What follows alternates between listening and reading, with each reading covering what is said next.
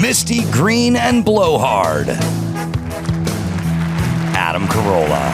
Yeah, get it on. Got to get on. A minute, get it on. Thanks for tuning in. Thanks for telling a friend. We love that about you. Right, Gina Grad? That's right. And Bald Brian.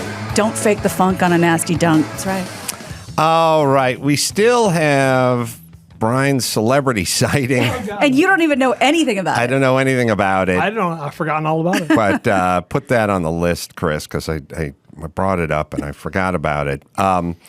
So there's a couple things going on here locally, which is, I don't know if you guys have seen this, but we built the $600 million 6th Street Bridge, and it's now closed. I heard about this. And I guess it's closed 2 weeks after it opened. Oh, mazel tov. Grand opening, grand closing.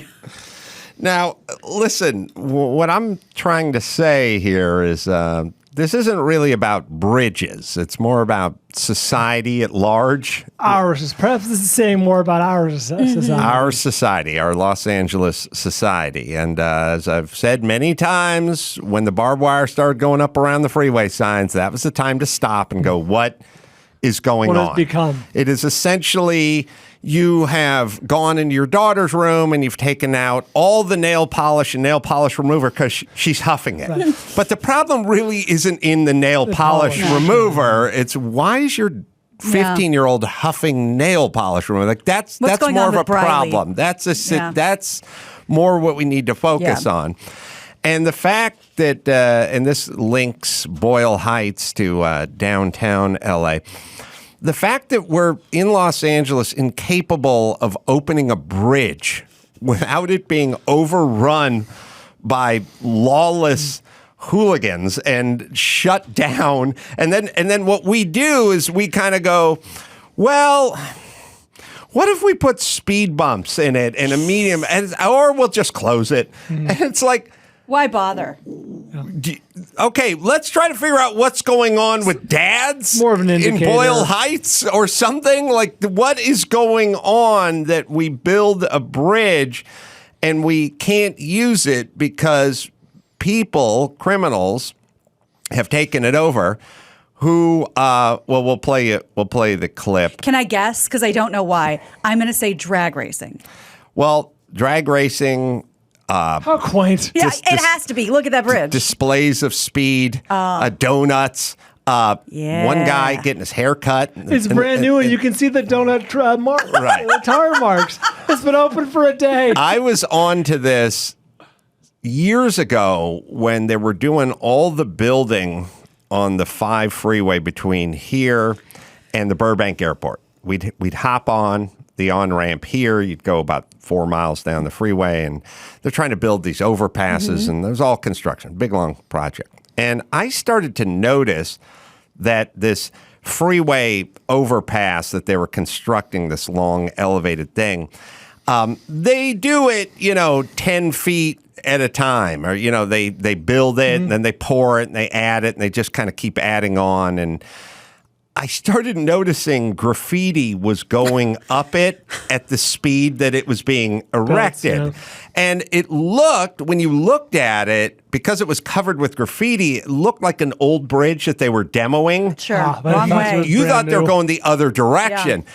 No, the people who do the graffiti were simply waiting for the mason to finish off troweling his cement before they then showed up with their Krylon and started graffitiing it. This is the part of the movie where they pass each other, the lunchbox and the other one. Hey, Mitch. Hey, Todd. See you tomorrow. They did that with the Coyote and the Sheepdog in the Warner Brothers. Oh, they'd go, hey, Bert, hey, Steve. Shifts. Yeah, they were shifts. Like, you go chase the sheep, and I'll go, This is the part of LA Story where, they're in line for the ATM, and hi, I'll be your robber today. There's an equal line next to it. Right. Yes. Hi, I'll be your mugger today. Oh, great. Here you go. One must figure something out, and I have said a million times, if a significant enough number of societal members want to go rogue and want to go, you can pause it for a second, want to get into crime, there's really nothing we can do. So if you go, all right, there's X amount of police and there's X amount of authority. if we just decide to go, hey, 48% of Los Angelinos are now going to become serial killers. Oh, my. There'd just be slaughter in the street. There's nothing. We kind of rely on a ratio. There's a tipping point. And the ratio is there's this amount of cops, but the good news is there's only about 7% of the populace is up to no good. I can handle it. The populace goes up to 14% or 26%. The cops just get out of the way. As the cops are less and less being funded. Right. So also, nobody likes this. We should be, if not respectful, at least fearful of the cops. You shouldn't want to do things. If that is a police cruiser and you're twerking on the hood, you should not think that's a good idea. Yeah. We have now tied the hands of the cops, saying you can't put your hands on anybody, and now everyone is just doing what they would do. It's dogs at the airport. Like, we're relying on your dignity not to bring a dog unless it's I'm showing up with my dog. That's how we are. Got to start judging. Got to start being scared of cops, yes. I was going to say, we're all, to varying degrees, recipients of white privilege growing up. I assume we all were afraid when the cops passed by and you were like holding a beer, that beer like went out of your hand immediately. You dumped that shit. If a cop pulled up behind me on the freeway, I would turn the radio down. Yes. Yes. And immediately move over in hopes that he would pass you. If a cop was... I've told you this, but it's been a long time. This is back in the day, 20 years ago in Los Angeles, and this is probably more like 25 years ago now. One time I was driving home from Loveline in Culver City, and I used to go round through downtown and pop out on the Hollywood freeway when I lived under the Hollywood sign. And when you leave your job every single night at exactly the same time, which is what we did at Loveline, and you're on the freeway within seconds from one day to the next, not even minutes. It was just 45 seconds earlier, 50 seconds later. Right. It was all on a clock. And you go down the 10 at 12:10 at night on a Tuesday. You start to understand patterns. It would always be the same pattern, same group, light, Sure, speeding, middle of the night. I got on one night, and all of a sudden I hit like a log jam of cars, but it wasn't an accident. It didn't seem to be traffic. Why? So everyone just went from 81 miles an hour to 54 miles an hour at once, and they were just kind of leaning. And I was like, "What is this?" There's a guy on a police auction cop bike who was also wearing like the two-tone helmet. Nope. These fuckers know who they are. Not allowed. Wearing a sort of nondescript black leather jacket. Yep. And he was just going 54 and a half miles an hour, leading the pack. on purpose. And nobody wanted to pass him. Because on me, was like, this fucker, like he's not wearing the right gloves and the bike seems to be a little off or something. Like there's no antenna on the bike blue or something. lights on the back. Yeah, I was like, that's a cop bike, but I don't think it's and I was like, fuck this. And I went around the guy. But just the guy posing as a cop essentially was enough to make cripple the freeway. Yeah. He's like leading. midnight. It was like a pace car leading a parade lap before the race started. Everyone's going 28 miles an hour slower than they normally would because we were scared. Yeah. That's how it used to be. Now we're fighting cops, and the bridge. Well, we'll play the story. All right. You'll see on the beautifully lit up bridge, black and white LAPD cruisers patrolling. Nobody going through here. Police closing it because of what they say is a public safety concern over illegal criminal activity. And we sure have seen that, huh? Since this bridge opened 2 weeks ago. To the video, you've seen it a million times, and that's the big concern. The burnouts, the tires, the spinning, the donuts, the street takeovers. LAPD says they've Broad already daylight. issued some 57 citations, impounded 6 cars, and still Get that a haircut. activity What the continues, especially in the overnight hours. Even you have some onlookers climbing over the metal girders to try to get that viral picture on the top of the bridge itself. They're worried about public safety. They've, as Coco was pointing out, they've now been working on putting speed bumps on the bridge itself. LAPD Chief Michael Moore says they're also going to be putting up temporary fencing to stop those onlookers from climbing atop the arches here on the bridge to get that picture that will go viral. Also, they're going to be putting a median down the middle. But right now, because of growing concern and the concern of that someone's going to get hurt here on the bridge, or maybe even worse yet, fall to their death, death over the side of the bridge. That is what the city's been concerned about. LAPD has had to crack down, but they've just shut it down as we come back out live. Shut down, and what makes this over the last week or so that we've seen, they've usually had these shutdowns and they reopen it in the morning, but LAPD right now saying that is not the case. The new 6th Street Bridge, multi-million-dollar beautiful span, it is now closed. And as the police say, it is closed indefinitely until they can get this public safety situation in hand. All right, so we can't open a bridge in Los Angeles because animals come out of the woodwork and destroy it, defile it, do burnouts. That's a gut check time as a city. You know what I mean? And believe you me, I would love to see the artist renderings of this bridge that were proposed 6 years ago to the city council. Oh, kids holding balloons, ladies with picnic baskets strolling along the pristine bridge, big oversized scissors cutting the ribbon, electric cars safely traveling down it. Oh no, not here. No, we can't do it. No, it is. We can't have nice things, in that must other exist. words. That the artist rendering must exist. It's got to be out there. And I think if you would explain to people like X amount of years ago, like we opened a bridge, $600 million. Damn. Whoa, that's expensive. What's your use out of that? Had to shut it down. Oh no! Was it faulty? Was it cracks in the middle? Structural engineering. Yeah, it was one of those Seattle Bridge thing where it like too wobbles wavy. like with the wind. Yeah. No, just fucking animals. Just the city full of animals can't maintain like their there was shit. bunny rabbits? The zoo broke. No, human animals. There was a jailbreak at the zoo. Oh my god! No, remember I was telling you guys how they closed Line Country Safari? Yeah. It's now open in Boyle Heights. It's just with people. Don't feed them. Keep your windows up.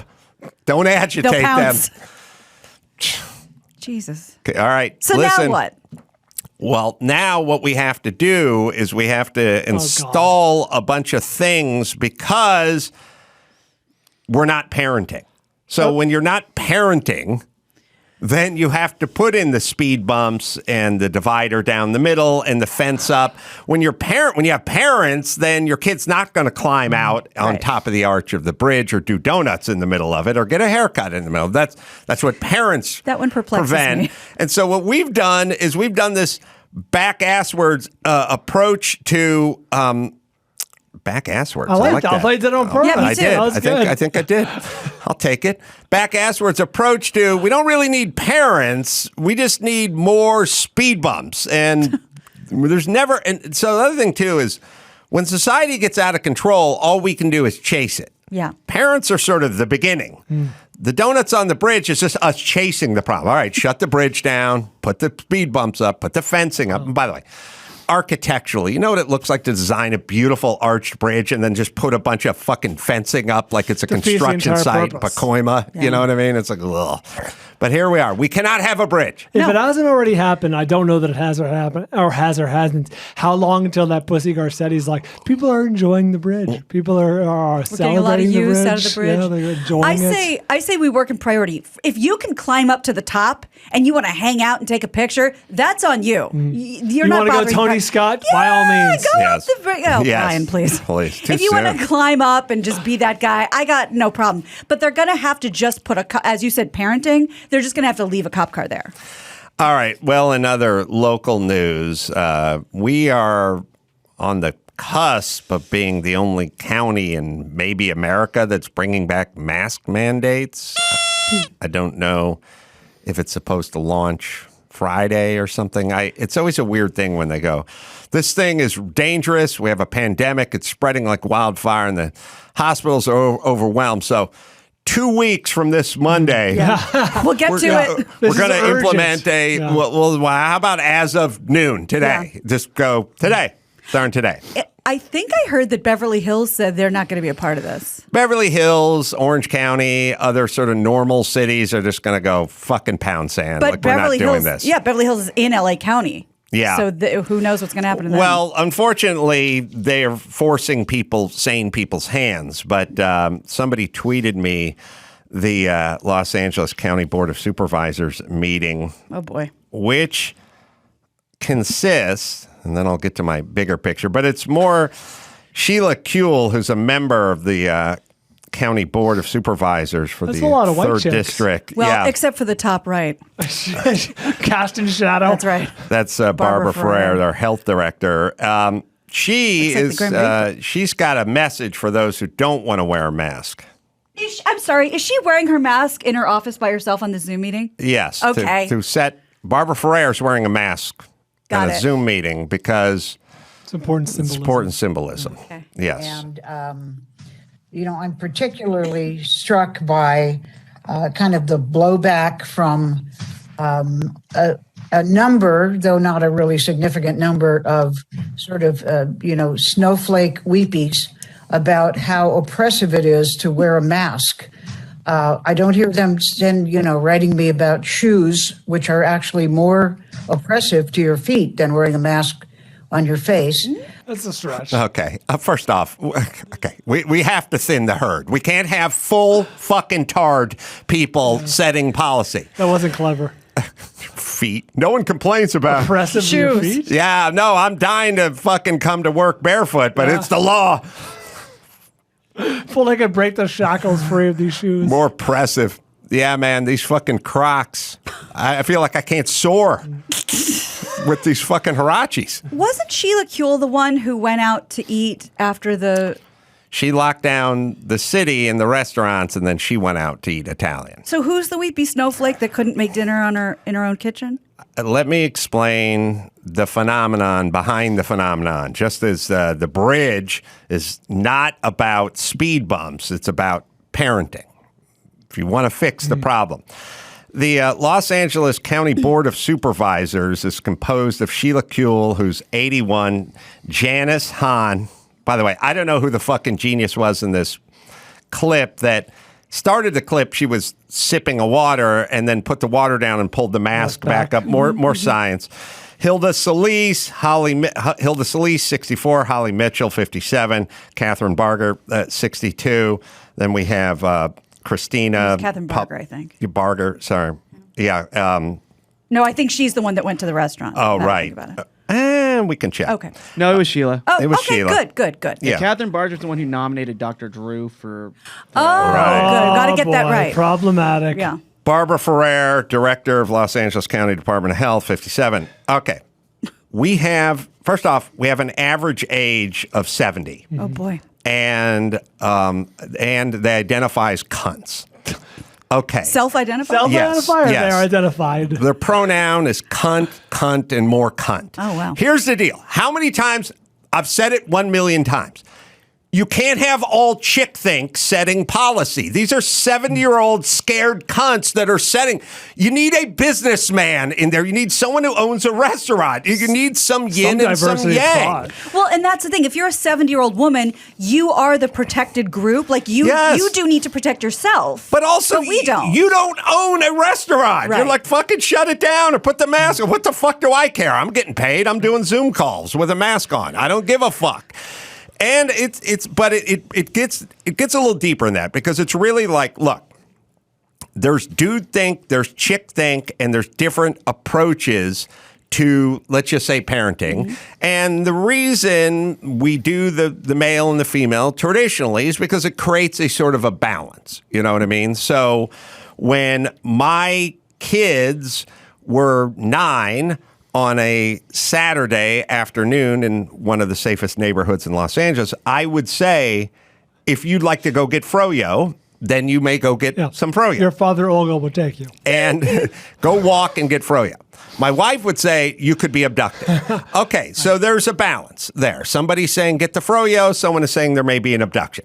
Okay, so now you got to kind of work it out, but the kids have to have a sort of balance. Now, I'm not saying hop on the dirt bike with no helmet in a Speedo at age 5 and go to town on city streets. I'm saying you can have a dirt bike, but you got to treat it with respect. You have to put the helmet on, but we can go out in the dirt. And yeah, you may take a spill and you may get a little road rash, but there's a sort of a yin and a yang. There is no yin, yang, or wang in any of these fucking bitches. They're just your fucking mom's friends from high school who are scared. This is yin and yenta. And we're letting them just set policy based on their nuttiness. And they're fucking, yin and yenta. And they're nuts. Yeah. Nobody wearing shoes is equally a problem. Okay, bitch, you're nuts. We don't have to listen to anything you ever say again. You've equated people you've called people who don't want to wear masks snowflakes, and people who do wear masks and Zoom calls are heroes, and then wearing shoes is oppressive. Shoeless lemmings. All right. It doesn't make any sense. And like she wanted to have a clever quip. That just wasn't the one. She heard someone say that and was like, oh, that's good. Yeah. No, it's not good. Ugh. Or read it on Twitter or Facebook. All right, so we have a handful of nutty old cunts setting policy for 10 million people. It's insane. It's fucking nuts. And you can blame Dr. Drew. Oh, wow. Blame him. Wow. I didn't see that coming. I didn't either. That's an M. Night Shyamalan-esque twist. All throughout Loveline, he's always like, women, if we could get more women into positions. I was like, yeah, but when there's a fucking war that breaks out, you want some dude think in there. And then like when you need to build a bridge that people are going to do donuts on, you need a little more dude think. Plenty of chicks who do dude think. It's not all about the gender. Garcetti thinks like a chick. Gavin Newsom thinks like a chick. Margaret Thatcher thought like a dude. But we need some dude think in this group. People raising their hand going, have we proven that this is a vector of transmission, like not wearing masks? Where are the studies? Hold on. You want to shut the schools? But then what else? What about the adverse mental effects of shutting school? Like, what about the small business owners? Hello, slow your fucking roll, crazy cunts. Ugh. So this is it. So or how about just some fucking diversity? Is diversity just a one-way street? It's got a bunch of old white cunts. That's it? That's exactly what I said when you read the list. I was like, that's not diversity of thought right there. Right. And that's the thing. If these women who, with the average age of 70 were at a book group or, a sewing circle, the one thing you don't want to be is an outcast. Right. So you have 6 women with the average age of 70. They're not going to speak out. Right. All right. Yeah, so you can't say you didn't like the book. Right. Here comes the masks. And then we got dinged by YouTube. I didn't get dinged by YouTube, but Garagos and Drew got dinged by YouTube. Dipshits. Because they ran a clip of the guy who runs County USC saying, hey, we don't have people in the ICU here. We have COVID patients come in, we treat them, they leave, we're not overrun. We got a strike from YouTube for misinformation. Okay, first off, the guy's an epidemiologist, YouTube, and he runs County USC. It's his fucking opinion. It's not an opinion. It's what he knows from running a hospital. Why is that misinformation? I know it flies in the face of your fucking panic porn and you wanting to fucking get everyone triple vaxxed and fuck everyone shit up, but that's how we're rolling now? That doesn't make any sense. He didn't say they're not overrun here because we give them all fucking anal probes. Right. He's saying we just don't. Right. Wow. Yes. Not okay with that. Oh, we have the artist concept of the bridge. Oh, nice. I knew it existed. It must. Oh, look at that. Utopia. Everyone's walking dogs, enjoying the sunshine. Looking up at it, taking pictures from the ground, not the top. Where's the graffiti? I don't see any. There's no graffiti. Must be out of frame. No street racing? No. Man. We can't see the street racing on the bridge. Wow. Well-dressed, well-behaved. Yeah. All right. Well, it didn't happen. All right. Yet? Yeah. Yet. All right. So I was out last night. God, only in LA. So I was doing a comedy show at Vitello's, the pizza place. That's a big-ish comedy show. Why don't you talk about it? Yeah. Was that the Wendy Liebman? No. Oh. It was Mark Sertello. It was another guy who puts these things on. I'd forgotten about it, and then I was informed. I had... relentless self-promoter, Adam Carolla. Yeah, I had a very long day that involved a long day that started at 9:30 in the morning, and then it ended at about 6:30, and at some point I was informed that, oh, by the way, Vitello's tonight, 8 o'clock, and I was like, oh boy. But then it was Bill Burr and Jim Jeffries. Oh my God. I know. So first off, it's the upstairs room. Yeah. It holds 70 people, maybe 65, maybe 85. Like people are sitting at tables and they're eating, Yeah. so they're not stacked up. Like the room itself is not large, and people are eating dinner at like separate tables. So there could be 55 or people in the room, and Bill Burr just played. I don't know, Red Rocks, right? Yeah. Oh. Or his special's going to be Red Rocks. He's doing Boston. Wilbur? No. Please, No, small potatoes. He's doing the baseball. Fenway? Fenway, Oh, yeah. I didn't know that. He's doing Fenway. Apologies, I Bill think. Burr. So, I mean, you got a guy who's playing Fenway, Oh my God. who's now at Vitello's. I've seen Jim Jeffries at Radio City Music Hall. Yeah, in front of 55 people.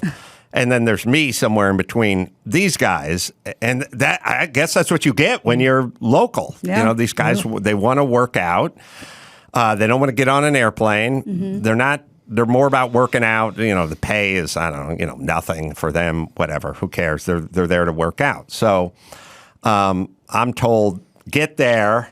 There's other people on the bill, too. I just can't remember everyone's name, but those are kind of the names you'd know. And then I get there, and it's like, you're going up, then you bring up Bill Burr. And I'm like, all right, well, that sounds cool. And then Opening for Bill Burr. Then I talk to Sonny, who likes Bill Burr. And Sonny's dubious. Like, same stage as Bill Burr? Yeah, well, yeah. Really? Yeah. Are you like the Like wiping Sandman? it down? Yeah, right. Yeah. Sorry. That's it. Yeah. Yes. And he's like, oh, okay. Could you get a picture of you and Bill Burr? You know it's because he doesn't believe you. and send it to me. Hold up the Yeah, hold on the newspaper. newspaper.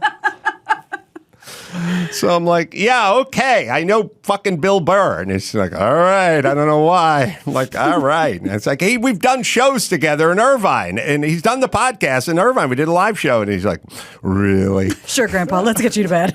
He's got a little Bill Maher to him. The subtext is what's in it for Bill. Right. Right. You know?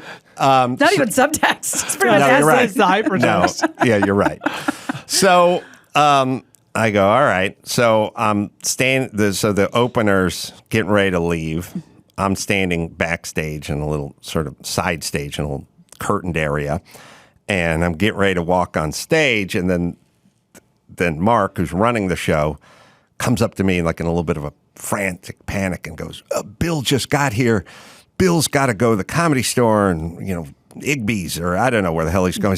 He's got other things. He just wants to know, can he go up first before you? And I said, yeah, go ahead, which turned out to be kind of a treat, because I thought, all right, my first impulse was like, I'm going to make my way back into the green room where the drinks are and the pizza and like sit down with in the corral with the Right. other comedians. And then I thought, yeah, it's Bill Burr. Yeah. bird's Watch eye the show. I think I'll just stand next to the stage behind this piece of Duvetine and take it in. So super funny set. Did about 25, 30 minutes. Real good. And then I came on. Kind of tough following Bill Burr, who was hitting it hard and in real good form.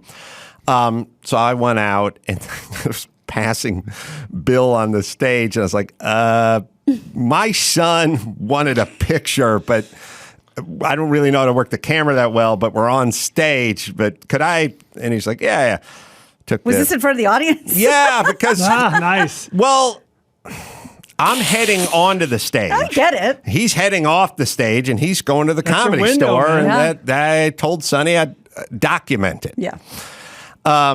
It's also another thing that I always sort of think about, which is like, with my parents, I'd be like, hey, could I have a donut hole? No.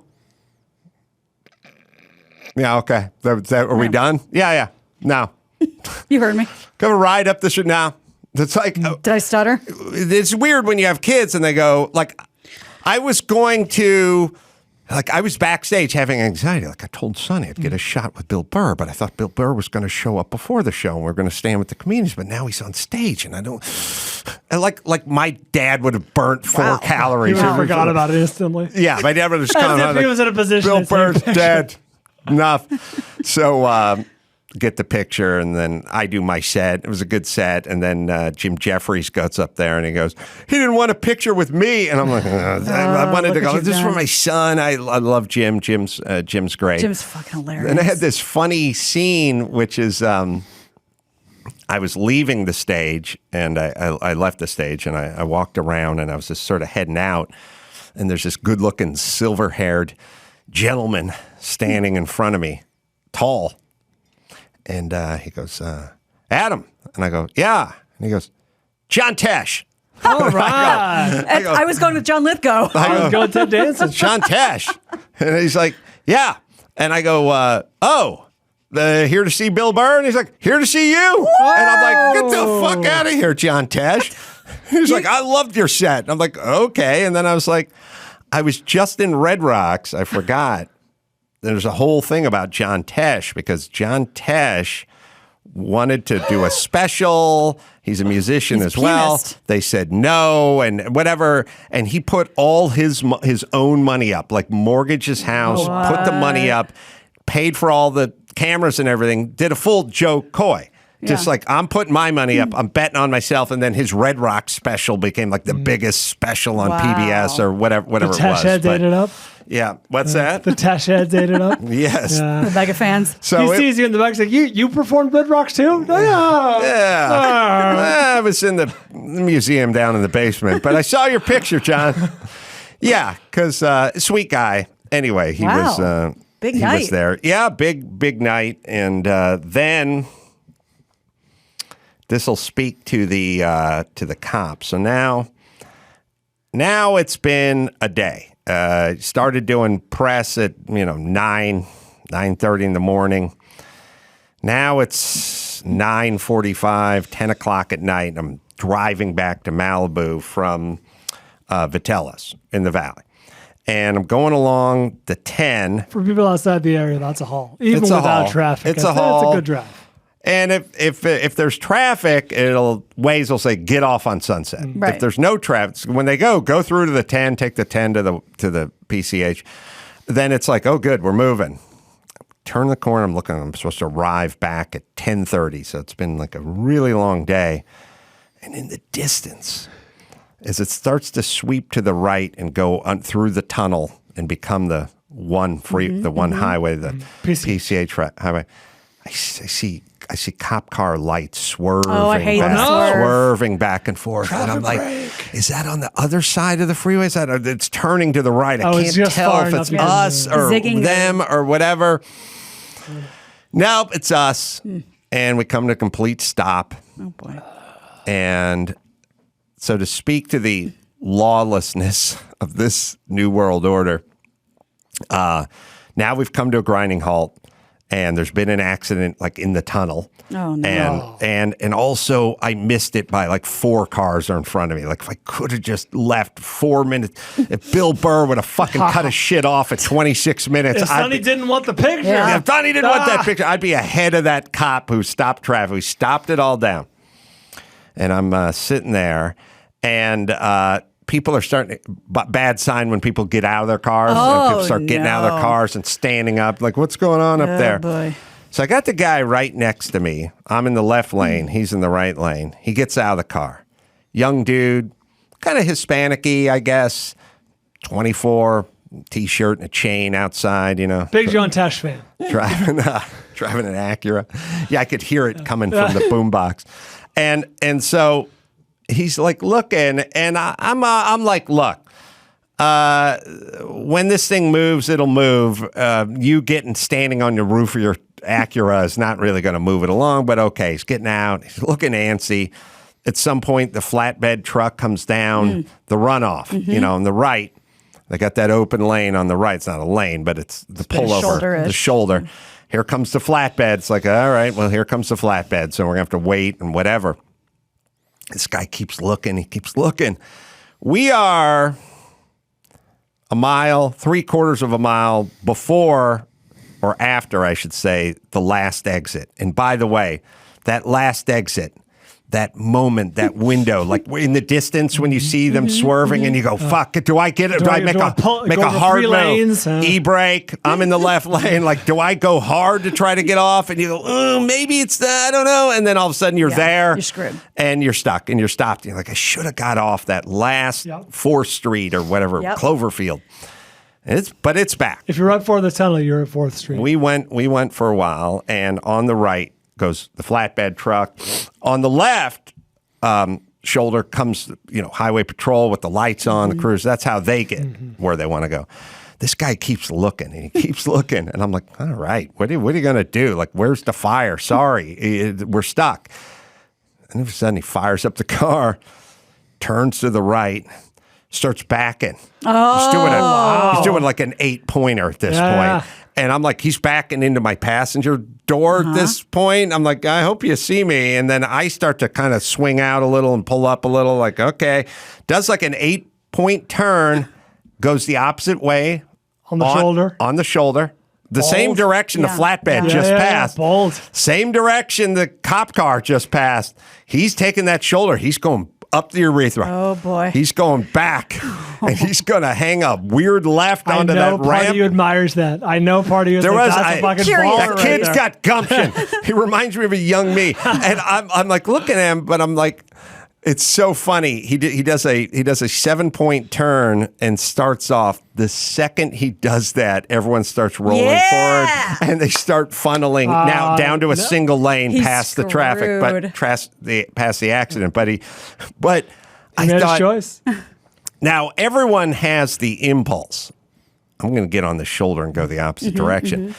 Nobody would ever do it formally because if a cop's coming the other direction, another flatbed, a cop, or whatever, you are fucked. Yeah. He didn't care. And that's my point. These, like one of the guys on the bridge, no longer have a healthy fear of the cops. Damn. So when'd you get home? Like 11? I got home like 10:45. It's the world's longest day. Until I moved to LA, I'd never seen the move where the cop goes zigzags back and forth. Traffic and I will break, never forget. I don't know if anyone else in the country does. I've never seen it. And I'll never forget the first time I ever saw it. I was driving into the valley to go to my dad's house, driving right by Universal, and I see this cop car swerving. I get on my phone. I call my dad and I go, Dad, there's a drunk cop in front of me. He goes, how do you know? He's swerving all over the place. My dad started laughing so hard. I never saw it before. You never saw a traffic break. Much to your point of we all want to do what that guy did. We all have it like, oh, that guy's doing it. I've always wanted to like zoom ahead of the cop who's doing the traffic because he's not going to follow you. He's trying to stop traffic. You're the least of his worries. He'll radio that shit in. We got a runner. I know, he really will. All right, let me tell you about Dave, and then we'll do some trending topics. All been tied on cash unexpectedly. Yeah. Oh, it happens, especially in this economy. So if you're living paycheck to paycheck or struggling to make ends meet, unexpected expenses can really be stressful. Dave can help. Dave, it's a banking app that can help you get up to $500 instantly with extra cash. That's money to fill your tank. Yeah, it's going to cost about half that these days out here. Buy wedding gift, catch up on bills, no interest, and no credit check needed. Millions have already downloaded the Dave app to get financial relief with extra cash. If you're in a pinch and need a little help, well, you download Dave. It's a helping hand from future you. It's Dave. Am I right, Dawson? Download the Dave app from the App Store right now. That's DAVE. Sign up for an extra cash account and get up to $500 instantly. For terms and conditions, go to dave.com/legal. Instant transfer fees apply. Banking provided by Evolve. Member FDIC. Future you will thank you. All right, we'll take a quick break. We'll be right back with trending topics right after this.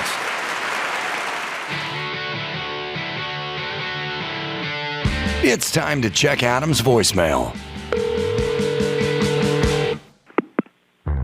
Adam, driving down the highway here in Ohio, saw probably the ultimate nothing burger of a phrase on that electronic highway sign. The sign read simply, speeding catches up with you. Our tax dollars at work. Get it on. You can leave us a message at 888-634-1744. All right, Max Zapata's entered the studio. We're going to do some trending topics. Yeah. Let's do it. All right, so the internet has been abuzz about a certain movie. That movie's Con Air. Oh, Yeah, it is. And the reason being... This time has come. Yeah, I know, finally. The reason being is because Aaron Rodgers went into the Green Bay facility for training unmistakably. as Cameron Poe. And I heard about it, but I hadn't even seen the picture. It's not just like, oh, what, he's wearing shirts and a jeans. No. Unmistakable. Yeah. Yeah. Oh, yeah. Look, The belt. yeah. There it Hair. is. Tank Yeah. top, like the wife beater. I don't know if we're allowed to say that anymore, but the wife beater, the blue jeans, Oh, the wife's still long gonna be. hair. Oh, right. Now, he looks great. So now here's the question. John Mayer used to be my leader in the clubhouse of, is he a douche? But he's proven himself not to be a douche. Yeah, he's turned out to be a nice guy. Now Aaron love John Rodgers is Now taking he's his taking place. the mantle. Is he a douche or is he the coolest guy in the world? It's like, would you have a beer with the guy? Like, he has equal amount of sort of douchey moves and fun guy, whatever. He does. He went. Remember, like, Gina, you'd like his outfit from last year. Ben, put up last year's outfit. Is there always like a first day of school outfit? Oh, yeah. Yeah, the Office. From the Office, Kevin and the chili. So seems like a really fun guy. Sure, he's had his What a cool Ask Shailene controversies. Woodley. Yeah, so is he a douche? Yeah, That's time will the tell. question. Yeah, Yeah. that's the magic question. I've We know heard he's a little more- crazy, right? There's I've like some crazy conspiracy. Heard more stuff. good things about John Mayer. Well, As of late. but we got to go back No, like of all time. Oh, really? got to go back like 10 years Yeah. and try to figure out that the John Mayer was the John Mayer of 2012 for me. I was like, is that guy a douche? Now he loves Bob Saget. Yeah. He's got a great sense of humor, blah, blah, Yeah. blah. And he'll tell you that he was a douche at his, Oh. in his 20s. A reformed dude. a reformed Oh, douche. that's what you want. Interesting. So yeah, my celebrity sighting is of Nicolas Cage. So what happened was, and it's less about the sighting. But, it's pretty common here in LA to see celebrities or whatever. But so what happened was, there's a story within a story. Christy got me a Father's Day gift that was there's this string quartet that plays at the Roosevelt Hotel in Hollywood, and they play like pop songs or rock songs or whatever, and they'll do a night of. Christy's telling me like, oh, they're awesome. They'll do I found this thing. I'm going to take us to it. They do like a night of Frank Sinatra. I'm like, oh, fucking hey, that sounds awesome. They'll do a night of the Beatles. Like, fucking hey, that sounds awesome. They'll do a night of Oasis. Are you kidding? That sounds amazing. But those are all sold out, so I got us a night of Adele. No, I like still Adele, great. but that was a big come down for me from like the Mount Rushmore of Paul Shouldn't have told Bryant's you that. music to Adele. It was lovely. She set up dinner beforehand at Musso and Frank's, right down the street, a couple Yes. blocks away. Best martini ever. It was great. That's the place I alluded to that gives you the little extra on ice. Yes, The love little it. extra, they'll give it to you. The career waiter. Yes. Is yeah, we it had the career Musso waiter. and Frank's, Yeah. or is it Musso Frank's? Musso and Franks. Yeah, Musso Yeah, I and think Frank. there's an and. Oh, and Frank. Well, Musso and Frank, apostrophe. Yeah. Oh, okay. No, it's Musso and Frank, like the one from, The Diary? Holocaust. Yeah, that's what I was thinking about when I said it. Offensive. I don't know why I always thought it was that, and then I thought it was Musso Frank's. But anyway, now we need to see the sign. But keep going. As portrayed in Once Yes. Upon a Time in Hollywood with the opening scenes. Yes. Footnote to all this, we parked 2 blocks east of Highland, right there, sort of just off Hollywood Boulevard. Park, get out of the car. There is a huge pile of human poop, like right outside I the was door. going to Christy say- pointed out to you, watch out for the poop. Musso and Frank's is right in the heart of the shit. It's right in the shit Dicey. now. It is hard to walk. I mean, Yeah. if you could park behind it, maybe, or the Uber dropped you off in front of it. We were but 1 block south. I mean, Yeah. a few spaces south. Yes. And I stepped, thank you, Christy, stepped over it. And she goes, no, watch out for the pile of vomit. Oh, Within feet. Yes. Blocks away from, not unarguably, one of the biggest tourist attractions in the country, Hollywood and Island. Yes. So anyway, dinner was lovely. We sit down there. So it's hard to describe. There's a row of sweetheart booths, like the one person, one booths lining like against, anyway, in the middle of the restaurant. And they walk people in past you. And we got there at 5:30, and about 5:45, Nicolas Cage walks by me. He is Wow. very recognizable because he has tattoos and because I recognized him. He has flaming red hair. I don't know why, for a role perhaps, because he's a weird guy. I don't know. I was like, that's fucking Nicolas Cage. Has to be Ghost Rider. Yeah. So perhaps it is. They walk him to like the booth behind me. So now he is out of sight, but Christy can now be like, oh yeah, that's Nicolas Cage. Right. And so he's having dinner. We think nothing of. We're having our dinner. And at one point, maybe 20 minutes in, he's with a nice young lady, and a guy who we think is drunk kind of comes over and ingratiates himself, just sits at the booth. Very weird, very aggressively for that behavior. And he's there, and this is all from Christy's description because she has perfect bird's eye view. You got to get a spoon and do the thing so you can see behind you. The preview is like, oh my God, that guy's just like talking, and Nicolas Cage looks very uncomfortable.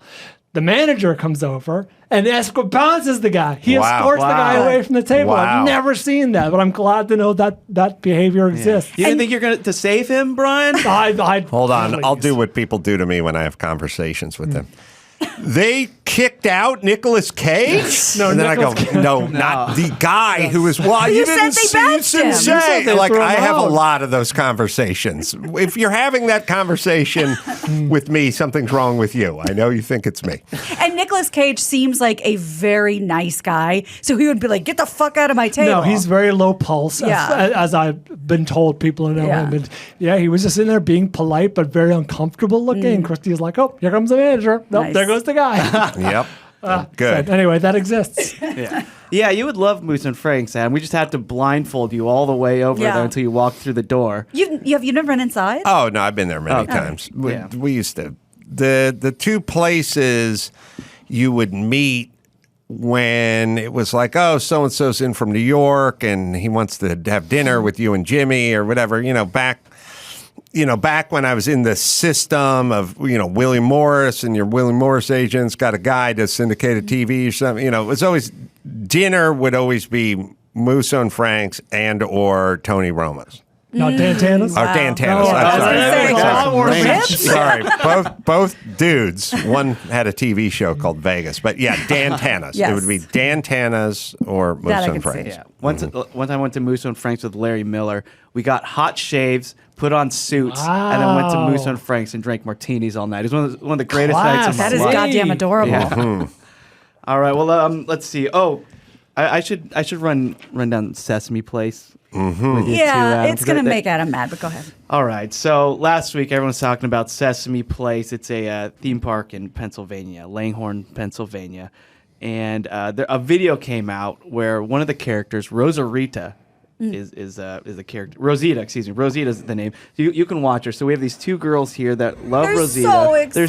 They're so cute. She got very her arms excited. out for a hug. So Rosita's giving high fives to everybody. And just gives and him the just- no yeah, thanks. Oh, She had the hi-hat. Showed him the hand. Waved Yeah. him off. And so this video goes viral, right? That Everyone's girl's like, really disappointed. yeah. And now people are just kind of confused, like, oh, maybe the person in the costume didn't see them. It's a one-time thing. Like, See, there's a lot you can You never miss from never that. meet your Heroes. heroes. Yeah, Never meet your never. hero- Yeah. Because it's some chick covered in fur, Yeah. I guess. Let's see it could be a again. dude, Yeah, let's too. see it again. Yeah. So she's doing the Rosita. She's Rosita. doing the high fiving. Yeah, everyone it's else. the Now parade. she does the wave and turns like, But she gives like somewhere or something or no. He gave So a no to the no to the guy. but why high I don't fives know. and then waved off to the little guy. Is it a COVID thing that they're not allowed to hug anyone in costume? Well, could have given a high five to these girls. or Look at something. that little girl. The slow-mo. Right. It's worse in slow mo. So this video is analyzed by millions and millions of people. That's brutal. And then it kind of came out like, okay, well, look, Sesame Place released a statement like, the actor in that costume is horrified. We are so sorry. It was just a misunderstanding, and we apologize. We're trying to reach out to the family, blah blah. But then other videos surfaced. Oh no. Yeah, so we could watch a another. pattern So of now behavior. everybody start going into their phones like, hey, wait, Rosita slighted me too. It must be a COVID thing, right? Like no That's what I touching? said. But see if you find any Yeah, so here's running another themes. one. Go ahead, play. Oh it. no, don't do it. Don't Yeah. do it. So there's Rosita just dancing, doing the choreography. Little girl up front, long braids. Hugging one hugging girl. and Not that bye-bye. one though. Oh no. The little girl Yeah, with the so one girl also beads missed. and the braids. One Like, little okay. fair-skinned girl got a hug. Yeah. And then, okay, so there's Oh, a second no. video, not a big No, deal. no, don't do it. 2 is a coincidence. That one wasn't as graphic No, as the exactly. first one. The first one was back off. This Yeah. one could have missed it. I mean, you also have to realize the person their vision of life is through their mouth. Yo. With not much peripheral and not much, you get pretty limited scale or scope there in terms of your vision. When I was in high school, I used to be Madeline at stuff downtown in Kansas City.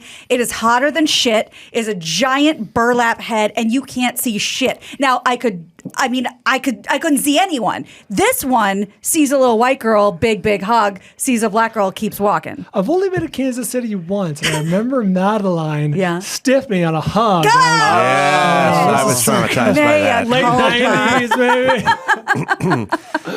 Yeah, so look, you have to figure out what color the person in the suit is. I mean, that's the question, right? Is There's it someone in though? a suit. Yeah, I guess. That would make a big difference. They haven't released the I identity need as far more as I know. Rosita for Well, this. let's see if there's another video. Maybe there is one. Ben, what do you think? Okay, let's see. Here's another video. The first one- That was a Yeah. precocious black girl. First one was an 8. Second one was more of a 4.5. Let's see but where we let's are. see where this one Yeah, let's lands. see this one.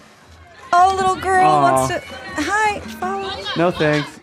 Yeah. So. Well, But she may have been getting off the shift. Yeah. That I understand. This isn't yeah. So one. they're decreasing Oh, So it's on. in racism. The thing about that job is at any given time, there's going to be 45 people that want to give you a hug, and you got time for 3 Yeah. or whatever. So some people are going to get left by the wayside. But the question still, and also you have to kind of think about it. Like, who would be attracted to that job? Like a Klansman would go, I want to be in this fucking I'm used outfit to the all hood. day Yeah, in you gotta front of wear a mask. 5-year-olds. Like, it's probably a self-selecting group of young, Yeah. pretty open-minded, whatever. Sure. But, and then also you have to think of it this way too, which is like, if that, like, I've said it a million times. If I was an actual racist, do you think I would say this much racist shit on a daily basis? It wouldn't be I'd be prudent. fucking worried Yeah. that I'd be shut down or fired or whatever it is, or outed. Yeah. You know, like, oh shit, I had some black employees back in the day. They could take to Twitter because I fucked them over good. You know, like I wouldn't be doing what I'm doing now if I was actually that person. So then you have to wonder, like, what is the motivation? I'm sure it's much ado nothing, but lawyer Benjamin Crump has got himself involved, and now things need to be made right, and they need healing, Oh, yeah. and everything else, which is insane. But am I right that if the person in the outfit is probably a woman, probably? Maybe. I mean, I don't know. I just know. I mean, that one probably would be, but like as far as Disneyland goes, it was just shorter people. that Well, would- no, you know who right? usually is Mickey? A lady. Because the costume's so small. that's what I'm sort of thinking, but I would personally, if I ran this amusement park, I'd go to the closest junior college, find the blackest, skinniest chick I could find, and put the fucking hat on. Want to make $100? Let me get a shot of you pulling that helmet off. Put some fake sweat on her. Yeah, yeah. This is her in the locker room just to see. Sizzling, tell everybody what you. I just got done walking off the parade turn. What's wrong? It's really hard to see in that thing. Hundreds of hugs. Hug yeah, day. yeah. All right. Put the head back on. Get back out for a second shift. Yeah. That'll quell it. Yeah, we Yeah, gotta you should know. work PR for these people. That's what needs to be done because Because PR is all about deception. If you know what we got to do, if we need to do, what's this character's name? Rosita. Rosita. We had the cold water challenge a few years Sure, ago. the ice bucket, yeah. Ice bucket, yeah. And then there's the Tide Pod. Sure. There's always something. Yeah. Planking. The Rosita head removal challenge. We start with Kid Rock. Then we go to Tucker Carlson, you know. Then Ted we go to Nugent. Ted Nugent, you know. Then we go to Ted Cruz. We just tell everyone, and we just do a whole fucking challenge of all. We end up with Trump. Adam Carolla. I'm in there. I'm in the mix somewhere. We David we Duke. do it all. We get the guy who owned the Clippers. Donald Sterling. Sterling. We get everybody. We get all the famous racists just to do. Paula Jean. Paula Dean. yeah. It's like, and we just sit there like, who's going next? Oh, it's Paula Dean. That's great. That would be awesome. I'd much rather watch The Masked Racist than The Masked Singer. Yeah. I would watch the shit out of that. That's awesome. Yeah. All right, get all those guys on the blower. That's a good idea. Yeah, be some gambling going on. Yeah, oh, it's absolutely. Hannity. Pay up. James Woods. I never saw that coming. All right. Yeah, look, there are activists outside the park Oh, still yeah. boycotting, they're getting Activists. arrested. Unemployable people. I think that should be the new term for activists. Sesame Place is, again, they've issued a number of apologies now. After each video comes out, they have to issue a new statement. And they're calling it unacceptable. They're instituting mandatory But training. here's the fucking bottom line, and it's the exact same thing with like cop videos, you know, wrestling with black teenagers or shooting them or whatever. If you wanted to compile a long list of cops shooting white guys, you could do that. And if you wanted to put it a best of Rosita walking past white Going kids, fucking Heisman on the. going Heisman on Little Whitey, you could put together a string out that was as long or longer with them ignoring. You have to, if you're walking down a parade and everyone's got their hand out, it's like back to Aaron Rodgers. Mm-hmm. You know, they finished their two-a-day practices and their preseason, and they're heading back. And when there's always the fans Yeah. leaning over, and they're of Can't get all 'em all. colors, and you're not going to You're not stop gonna get and to sign everyone. the helmet. But if you walk past the black kid, now we got a fucking hate crime on Right. us. But it's just a sea of people. When you do the Lambo leap, That's you're gonna right. miss the Yeah. people. Did you That's see right. that Jojo Siwa, Candace Cameron Bure beef? did see that. Because that's what this is about. Jojo Siwa, the little girl from Dance Moms, Yeah. whatever, like act like you don't know. And she was taking questions from the audience. And who's the rudest celebrity you've ever met? She said, "Oh, Candace Cameron." DJ Tanner. And so that became a whole thing. And then Candace quoted a Bible verse back to her, and people Rude. loved that. But then she found out what happened when JoJo was 11, and they were doing some Full House thing, and Candace was on the red carpet. Just this little girl was like, "Oh, can I have a picture with you?" And Candace in the middle of taking red carpet pictures, and she said, "Not right now." And this burned into this 11-year-old's memory.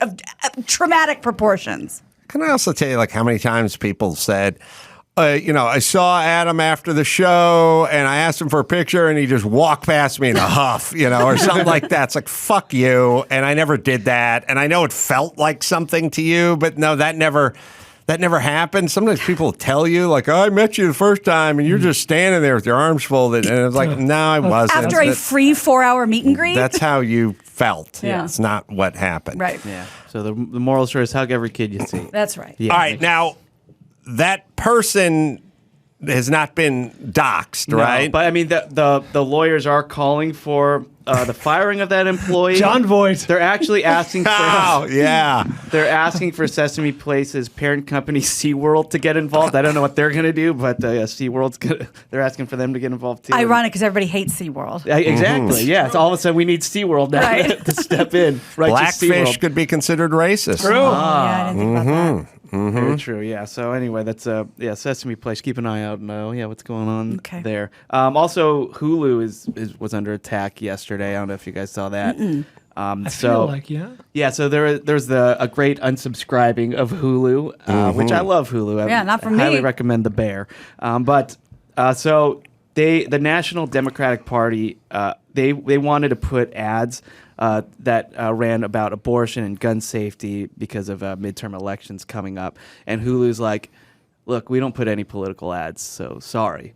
Well, a lot of people are really mad about that, and they They want their political ads. Yeah, they want theirs to Yeah, of air, right? course. So a lot of the Democrats were unsubscribing and saying like and causing such a big stir about this that today the Disney-owned company has said that okay, we'll air the ads. following that. Really? Yeah. I my feeling is if you do no political ads, then you're covered. Yeah. If you do some from this side, then you have Now to do you have some. to But do if it. you just go, we don't do political ads, then you're covered. Yeah, they don't want. They said that they don't want to do anything controversial. Like they just want to keep it down the middle. And it was trending yesterday. Hulu, everyone's unsubscribing. But that doesn't make any sense because anyone who wants the ad already agrees. So what difference is it going to make? Well, I don't know. Yeah, who But are you convincing? Yeah. it's this It's thing targeted to it of sometimes, whether it's, Pepsi or Major League Baseball or whatever, like you guys need to take a stand or Netflix or whatever. No, they don't. Don't do it. Don't get sucked into this. You need to take a stand because they want ID in Atlanta. Now we want you to back us. It's like just fucking. It's tempting. Don't take the bait. Just go. We play baseball or we provide entertainment for whoever wants it. We're Disneyland. We're not getting involved with this because it's a fucking deal with the devil. You Yeah. get sucked into it, then they want more, and then they just go, no, thank you. Yeah. That's it. They should have stuck with their fucking guns, but they they caved. did it. Yeah. So. Enough people unsubscribed that it hit them in the pocketbook. Exactly. Yeah. That's how you hit them. Yeah. Right. And then they do this, and then folks on the other side are going to Yep. unsubscribe, and there we are. All right. We got Erik Griffin waiting out Yes. there, so let's bring it home. Rock me, Maxapata. All right. One of our favorites, Erik Griffin, is comedian, actor, writer, in studio right after this. Adam Carolla's 6th book and audiobook. Everything reminds me of something. Advice, answers, but no apologies. Wrestling is also interesting in that it's the only sport where if you put the word professional in front of it, it becomes fake. The word professional usually makes everything better. Even bowling gains credibility when you put the word professional in front of it. Without the word professional preceding it, the bowlers you picture is your brother-in-law or Homer Simpson. But if you shorten it to just pro, it gets confusing. Because as far as race and status go, there's no bigger chasm than that between a pro bowler and a pro bowler. Everything reminds me of something. Available now, wherever finer books are sold. Erik Griffin in studio. Erik's got a podcast out called Riffin with Griffin, and it's available wherever you listen to finer podcasts. Also, live dates coming up Hollywood Improv, July 30th through August 1st as well, and shoot him a tweet at Erik Griffin. I probably was mostly exposed to Erik in I'm Dying Up Here, which is I have a short list of shows I miss. Yes. And Me that too. is I miss great. it too. that is definitely one of them, man. But also, I'll bring it up to the group because it just reminded me of that, talking about my book and bowling. What are some, and it's in the book somewhere, but, fencing should be the most exciting of all the Olympic sports, and the Olympics are like a lot of guys running, 5 miles in a circle, lots of, some cross-country skiing and stuff, but fencing, you would think, like if you'd never heard of the Olympics and someone said fencing, you'd be like, Sword fighting? That's Yeah. amazing. awesome. Yeah, but then when you see it, it's Right. like, it's like it's covered up in like a hazmat suit. Yeah, like a Not- beekeeper. Like if there was a chance soone could like lose an eye or something Yes. like that, it might be more exciting. But you know what I also realized? It's the length. We've only seen depictions of sword fighting in movies. Yeah. The sword fighting in movies takes 14 minutes. Oh, yeah, Princess Bride. It's going up the stairs Yeah. backwards. Yeah. It's swinging from the chandelier. It's the candelabra. Yep. It's the foil on guard where you like flex it over your head. It goes on and goes. They go all the way through the castle. Yeah. This is like one lunge forward, pull back. You know what I mean? Like the average. I mean, I don't know, Chris. Maybe you could find it, but I said the average joust lasts under 2 seconds. We need to innovate. And additionally, from a viewer's perspective, it's a hard one to watch because you don't know who's scoring. Yeah. Can anyone explain how the scoring works? No. We can never Yeah, know but those. you have that compared to that ridiculous one where they're rolling a thing on the ground and they're sweeping and Curling. Curling. Yeah. I'd rather watch that. But I mean, what I'm saying is like, at what point does that mean anything can be an Olympic event? Yeah, it does. But I'll tell you one thing I like about curling. I like when the husband-wife team gets out there and the guy slides the frozen ham and it's like, bitch, get that broom and get busy. I haven't seen a woman sweep like that since a Disney cartoon, like just out there working it, you know what I mean? I like that kind of, it's old school camaraderie. Yeah. I will slide this frozen ham, you chase it with a broom. Everybody play their part. That's right. Best of us.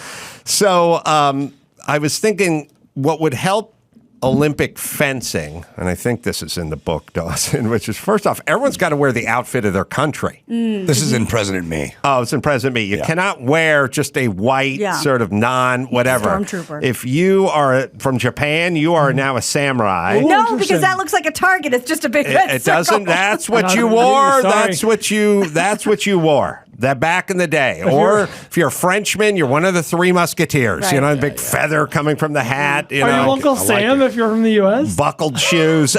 We'll figure it out. But you Cowboy. you represent. Yes. Yeah. You represent. I like that. And just like they do with paintball, let's get a motif going. You know what I mean? Let's get a little castle going. Yeah, Let's that's get fine.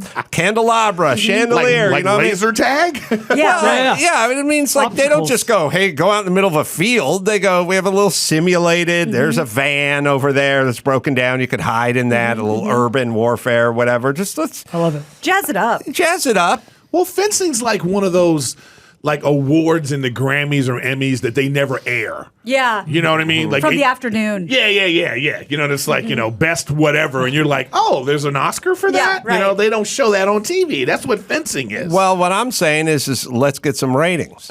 That's what I'm Shouldn't saying. be that way. the only way they're going to get ratings is there has to be a chance of real injury. Yeah. Right. That's it. Yeah. And when you have a big one of those like fluffy samurai suit things on, those sumo suits, Yeah. while you're, with everything's covered, it should be that you have to literally scratch a person. Well, and those things have like little balls on the end of them. Yeah. So at least, sharpen it up, you're Sharpen saying. it up. I'm just Sharpen saying, give it a up. little, like a chance of They something. don't call it rapier wit for no reason. I didn't say samurai, inflatable samurai suit, although I would watch that. You could puncture the guy. But no, you got to wear that weird bamboo chest thing and that funky hat if you're China, I guess. Like Genghis Khan? Yeah, Just like crude stereotypes abound. crude stereotypes. Oh, no, but what if you're Polynesian? Then you don't really have any. No, if you're Like you're Pacific American, you got to go Civil War general. Right. Okay, yeah. You need- 'cause- You need the blue Okay, suit with the yeah. thing. I mean, obviously we're working this out, Right. but we'll establish that, and then we'll see. I like it. And we'll also see whose weapon is the best. Wait, everyone gets different weapons? Well, you wouldn't have the Civil War general fighting with the samurai Wait, so sword. there's going to be like a musket against a katana? No, it's the sword of your culture. Yeah, and I do But think we it should be a sword as opposed Yeah. to like that See, skinny. I'm going to have a gun. You said, that's what I thought you meant. Indiana We're Jones. talking about fencing. They kicked Nicolas Cage out of the restaurant! They have a different. Did they? But the what do katana is different than the foil. It's different than the Civil War sword. We'll figure out. But there was a Civil War sword? Oh, yeah. Yeah. Okay. I'm just team.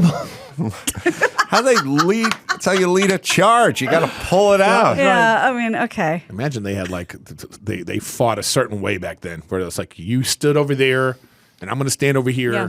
That you shoot me, and then I get to shoot you. Yeah. And Take that's 10 how they paces. did it. Rules and games. Yeah. The rules of engagement. There's. I mean, that's craziness. What happened? We don't have that anymore. Yeah, they don't. It's a Somebody simpler figured out. time. Somebody figured out. Why don't we just flank them and Yeah. kill them from the back? Way more complicated time. Yeah. So you see the whites of their eyes? That's Yeah, a gentlemanly well- way to fight. That was guerrilla warfare, Yeah. basically. That was, I guess, what undid the Brits. Like they all got in their uniforms and Yeah. they marched. That's how Bright coat, the red That's coats. how the Revolutionary War was won. Yeah. Yeah, and also, even as far back or as few far back as like more modern day stuff like World War I, Using a submarine was considered undignified. The coward of the deep. Yeah, it's like you'd go underneath a ship and shoot it that way. No, Yep. you square up and you ship to the line. We see who has the better cannonballs. Like, no, we're going this way. Yep. Yeah. And now Craziness. there's guys from Boyle Heights doing donuts on a bridge. It's on. It's just on. It's guerrilla. It's full guerrilla warfare everywhere all the time. Yeah, right back to the States. Eric, you just got married? I did. My ring is burning. It's burning. Every time I'm too close to another woman. I love it though. You know what? I didn't know I was missing it until I got in it. A lot of people that are in long-term relationships that don't get married, they always have that same tone. They go like, "Well, we don't need to get married. It's just a piece of paper and all this stuff." There is something extra when you are like, you've now said, "This is it." Yeah. I mean, as I got married less than a year ago, and I totally agree. You know what I mean? Absolutely. Like, I have these weird conversations now that like just weren't happening before. Like? Like first of all, she's shitting with the door open now. Oh boy. And trying to make eye contact. And it's bad because it's the front door. It's that bad. So it's like it's that kind of thing. Oh, they're all beautiful. How beautiful. Yeah, look at us. Wow. Oh, look at that dress. She designed that herself too, by the way. Oh, nice. Gorgeous. Oh my designed that God. herself. She looks like a Greek goddess. I was gonna I say. know. I Own it, girl. I swung up. Yeah, she's beautiful. She's a model. Yeah, but it's just part time. You know what I mean? That's all. Though that diminishes it. Yeah, That's because win-win. models don't really. I mean, modeling is like such a No, weird. part-time is what you want. Yeah, Full-time, she's blowing some French photographer on the Champs-Élysées. All the photographers are creeps, by the way. Right. They're all the creepiest. They're all creeps, Yeah. We were first dating, and she would like go to like some photographer. Then like next thing you know, it's always like, so why are there like topless pictures? Like why do you have to do that? And it always turns into that. It's always like, well, they wanted to see this, and that, and models aren't. They I've been to these modeling shows, and I've been backstage with her, and I'd be like, they just have no regard for nudity or anything like that. They just it's so like we gotta get dressed, and it doesn't even matter. No, they're super catch game at that. But I will say from personal experience, you pull your dick out and then all of a sudden they got a beef. Sure. You know what I mean? And I'm like, whoa, yeah. They call Come security. on. They're so uptight. like he's gonna be the one that was like, her tits were out. I didn't ask for this. Right. Non-consensual. Non-consensual tits were out in my face, your but bitches were marriage is cool. great though. It really is. I am really enjoying it, and now I'm gonna try to get some babies going. Oh, really?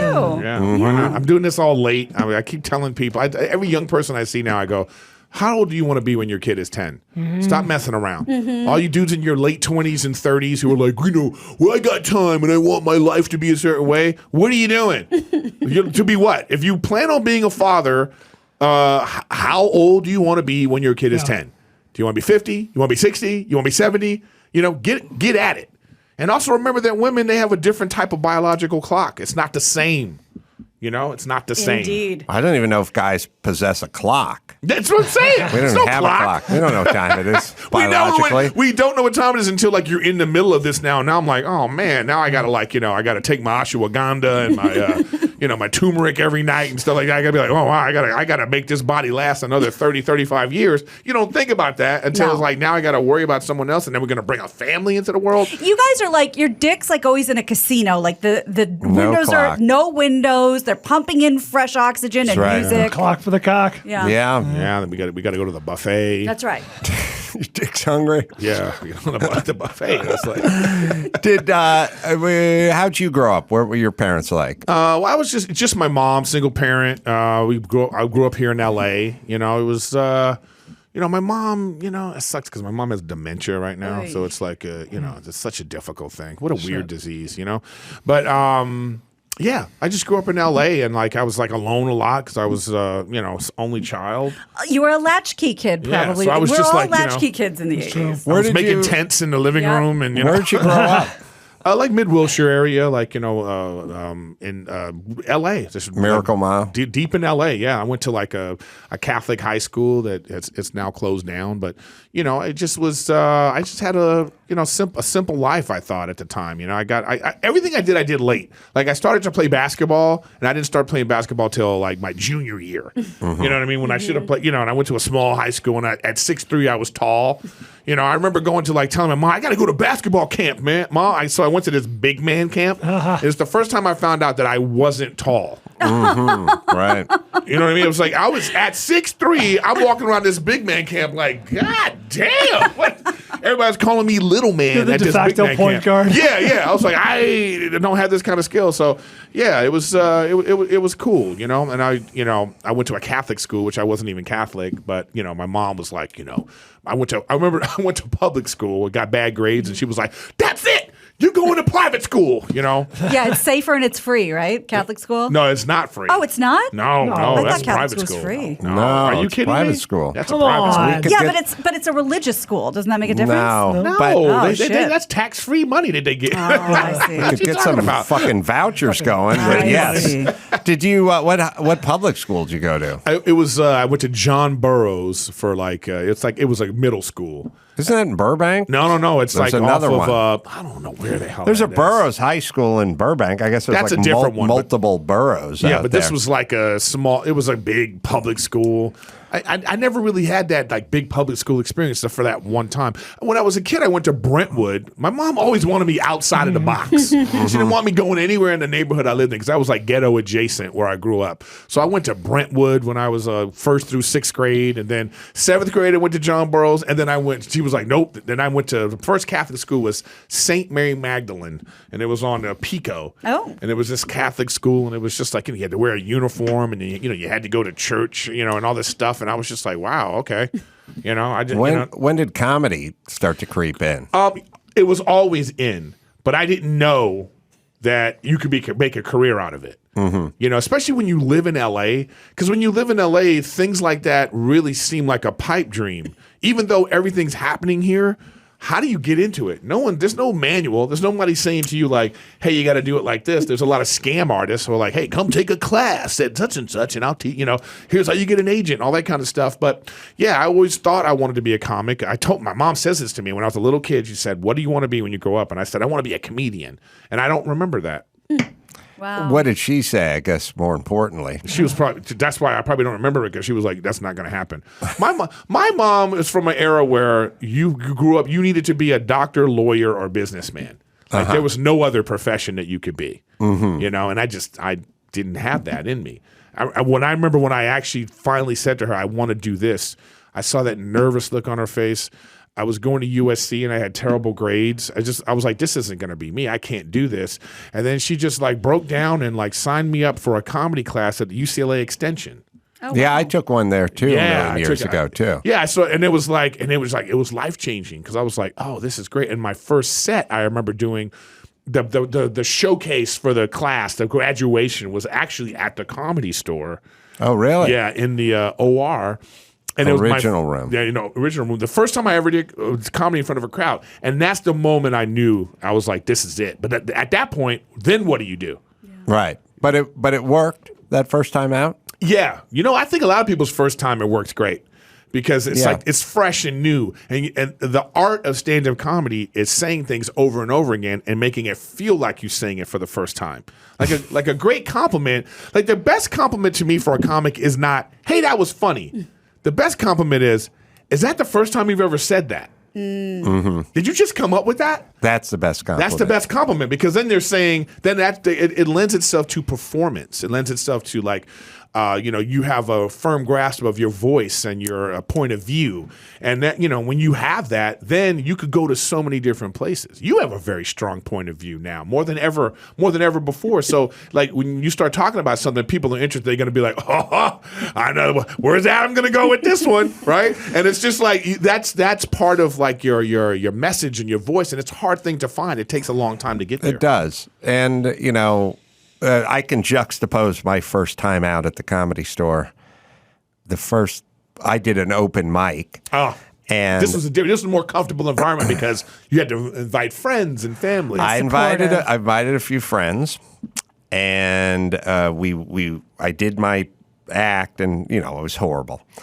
And when I was done, I got a lot of that was funny, but it didn't go well. And do you remember any of the jokes? I went on as a character. I remember I didn't know what the fuck I was doing, and I showed up, and it was a mess. But I went to Janie's house. She was the rich person who started Juicy, and Dad owned all the McDonald's and everything. They had a big house in Encino. Yeah, Janie Lepatti. Went to her house afterward. Went in, we're like, oh, no, that was good. We're driving, and they were trying to make nice. They had some good stuff in there, whatever. It did not go well. But we couldn't really verify it until we got to the house. Because when we got to the house, Janie walked in, and it was back old school phone, phone machine with the tape in it, you know what I mean? And you remember people walk in and hit bong, and then oh no, and the message was about you. No, the message wasn't about me. Remember when the phone machine would pick up and then the person would pick up? Oh, you can hear everything. And then it would record the conversation. Right. So I walk in, it's like, bonk, and it's like, please leave oh, hey, this is Shelly. Oh, and then you hear Janie's sister pick up the phone. Hey, where'd you guys go? Oh, we went and saw Adam do stand-up tonight. Oh, how'd it go? And Janie's like, stop. I'm like, rips the cord out of the wall. I'm like, just yeah. No, we don't want to hear that. I'm like, just let it play. Let it play. And it was when I look back. Good. When I look back on my set, I feel it was pretty bad. I remember the jokes though. Let's hear some jokes. I remember one of my jokes was about like I wear glasses, so I was like, how do people not recognize that Superman and Clark Kent are the same person? Right. Yeah. And then I would go like this on stage. I mean, look, Clark Kent, Superman. That was one of them. I had another one. Black Jeopardy. How come there wasn't any black people on Jeopardy? And then they would have different categories like blind singers and barbecue holidays. Off the stage, fag! So you worked it all out in the I worked workshop. It all out. Yeah. And then 20 years later, that joke is killing now. No. You do 5 minutes? It was like 5-7 minutes. Mm-hmm. But I always encourage people, take a class. Yeah. Because the first time you should take a class because you're with people that are like you and you have that comfortable environment. They're going to help you. You can do it. You can do it. And then you're inviting people that and they're like, But when you become a pro, you realize, like when you first start coming up, you do all these bringer shows. Remember doing bringer shows? I never had to do them because I brought myself to a radio station at some point. Well, a lot of your improv shows were de facto bringer shows. Oh, when I was with the Acme troupe, there were bringer shows, but no one brought anybody.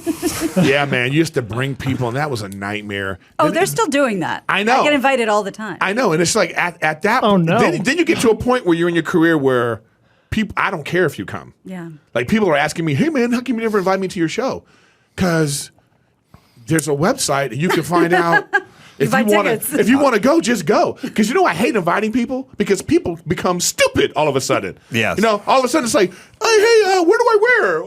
Where do I park? I'm at the front. It's like, yo, bro, just be an adult. You got this far in life. Figure the shit out, man. You know what I mean? My favorite is when I get off stage and I see someone and I go, oh, thanks for coming. That's how you're supposed to do it. Yeah.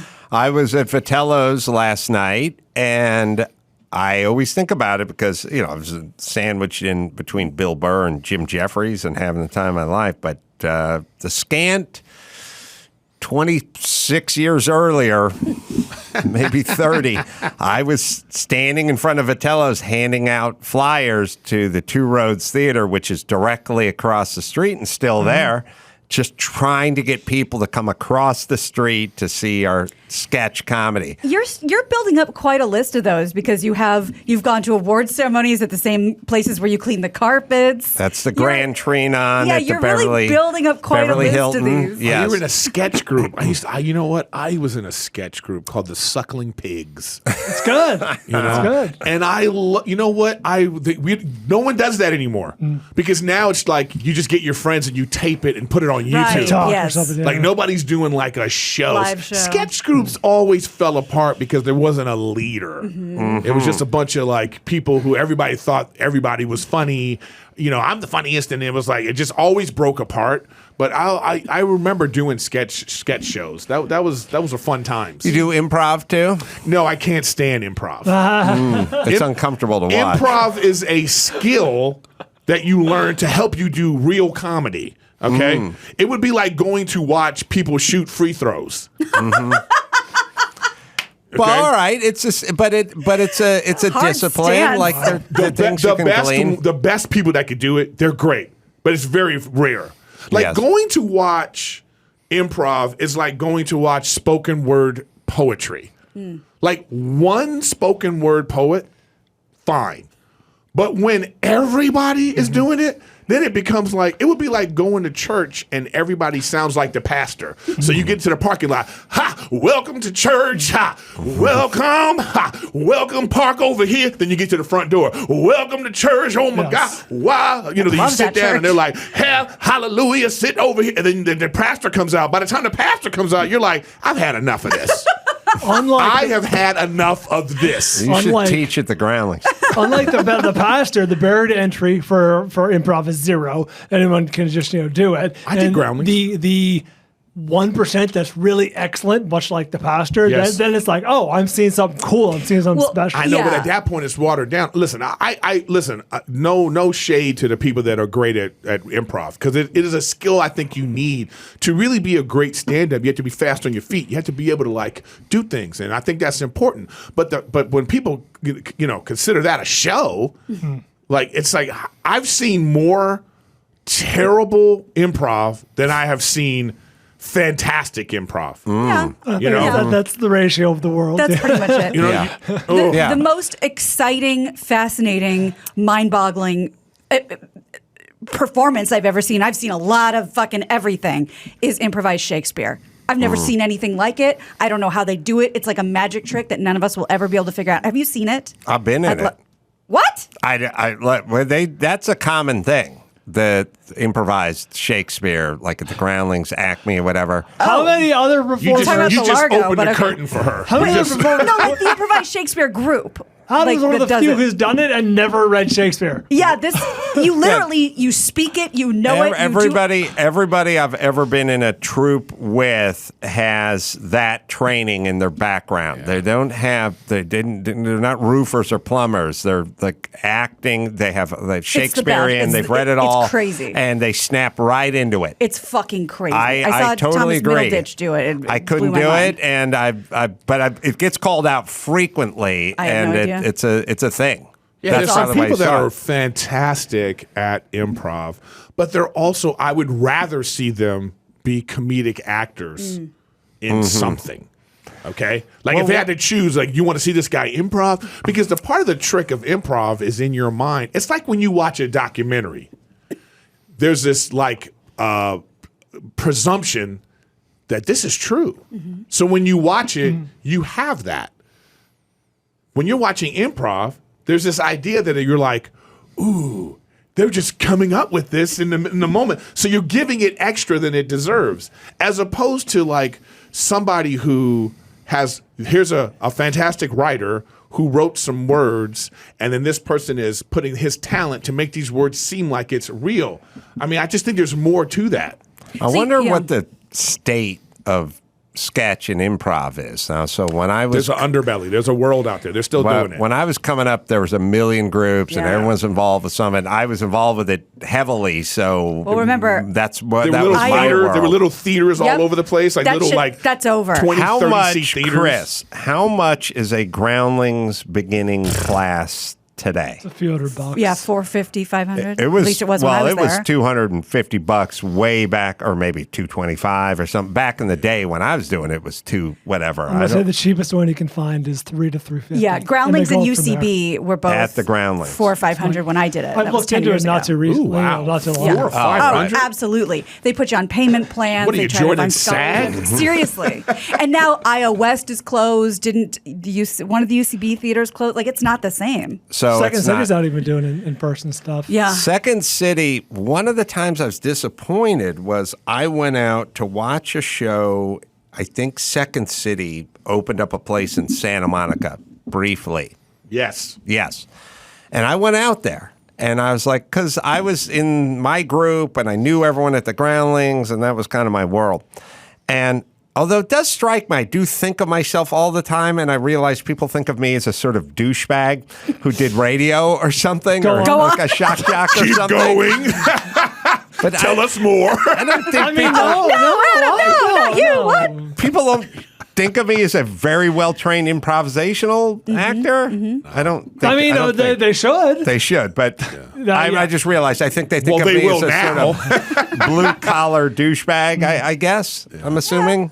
But I realize when I'm talking to people, they don't realize how the training I did with this. But how much is it? They must be heavily discounting right now. This No. one's The first one was only one session. A class that goes on for a Okay, while. 6 sessions is so $325. You're So getting a discount, so basically $350. But see, that level people keep repeating Yes. because you have to graduate to the next I level. did Exactly. when I did it. It was like 12 sessions, though. I don't think it Yeah. was more than 6. So at 325 is make it 650 for the Right. 12. But anyway, at the Groundlings. So I went to Second City in Santa Monica just to check it out, and to judge the Shakespearean improv. that's Right. right. She was up Your to forte.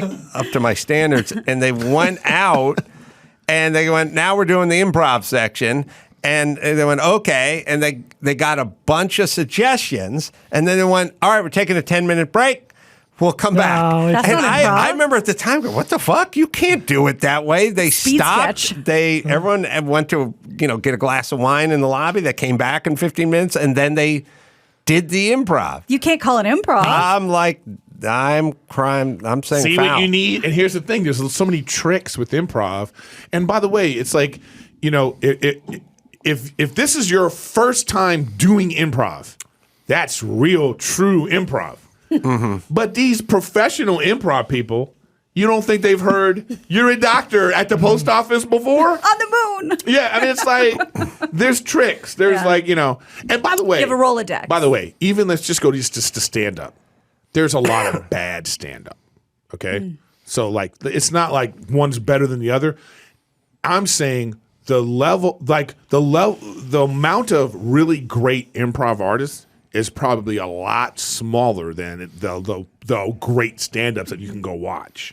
So that's the thing, you get really disappointed, You would have liked my grandfather because he felt the same way. He was a writer by trade.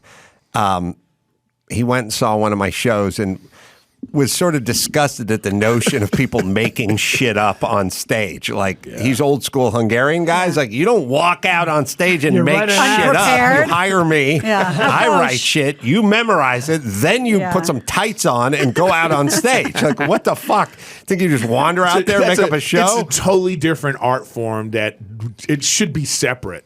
It's kind of like how baseball and softball look the same, but they're not the same sport. Yeah. That's acting and improv. Oh, I forgot, Chris has the front of the, I don't know, LA Weekly or I don't know what it was, my Acme Theater. It's on the cover of Ooh la la. LA Life Weekend.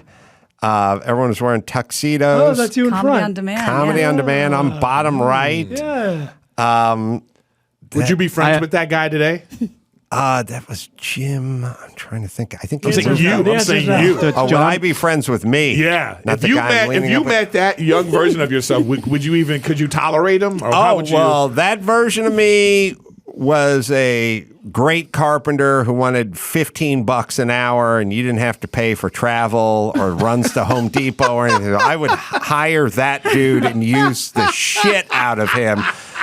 An honest carpenter who worked all day long. And again, when I went and picked up 10 sheets of plywood at the Home Depot on a Saturday, I didn't charge you for that. I just went to the Home Depot, picked it up, and saw it was at your house Monday morning. So yeah, I would make friends with me. Minus the carpentry skills, I don't think so. But Where'd you find? Who found this?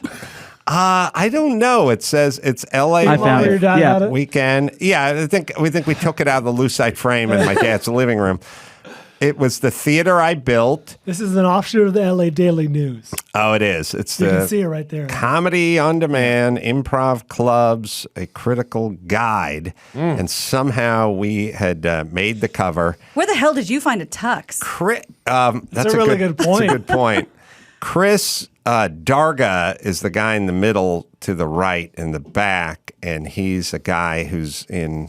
I don't know, Chris, didn't you find him? Yeah, so I was watching Deep Impact the other day, and I saw a a great character movie. actor that looked familiar, and I went to go look up who it was. It was Chris Darga. And then so I was just Googling him, and I found an old picture that John McCann posted of Chris and Adam.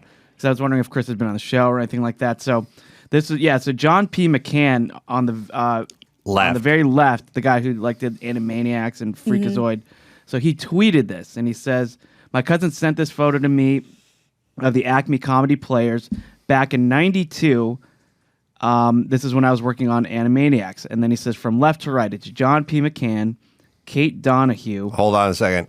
Katie Donahue was the one who managed the bar at the TGI Fridays in Woodland Hills. Yeah. Showbiz. Oh, I was like fucking baby back ribs, bitch. I would drive. I would drive my Isuzu Trooper from Santa Monica just to Beverly Hills because she would give me baby back ribs. You weren't bartering carpentry services.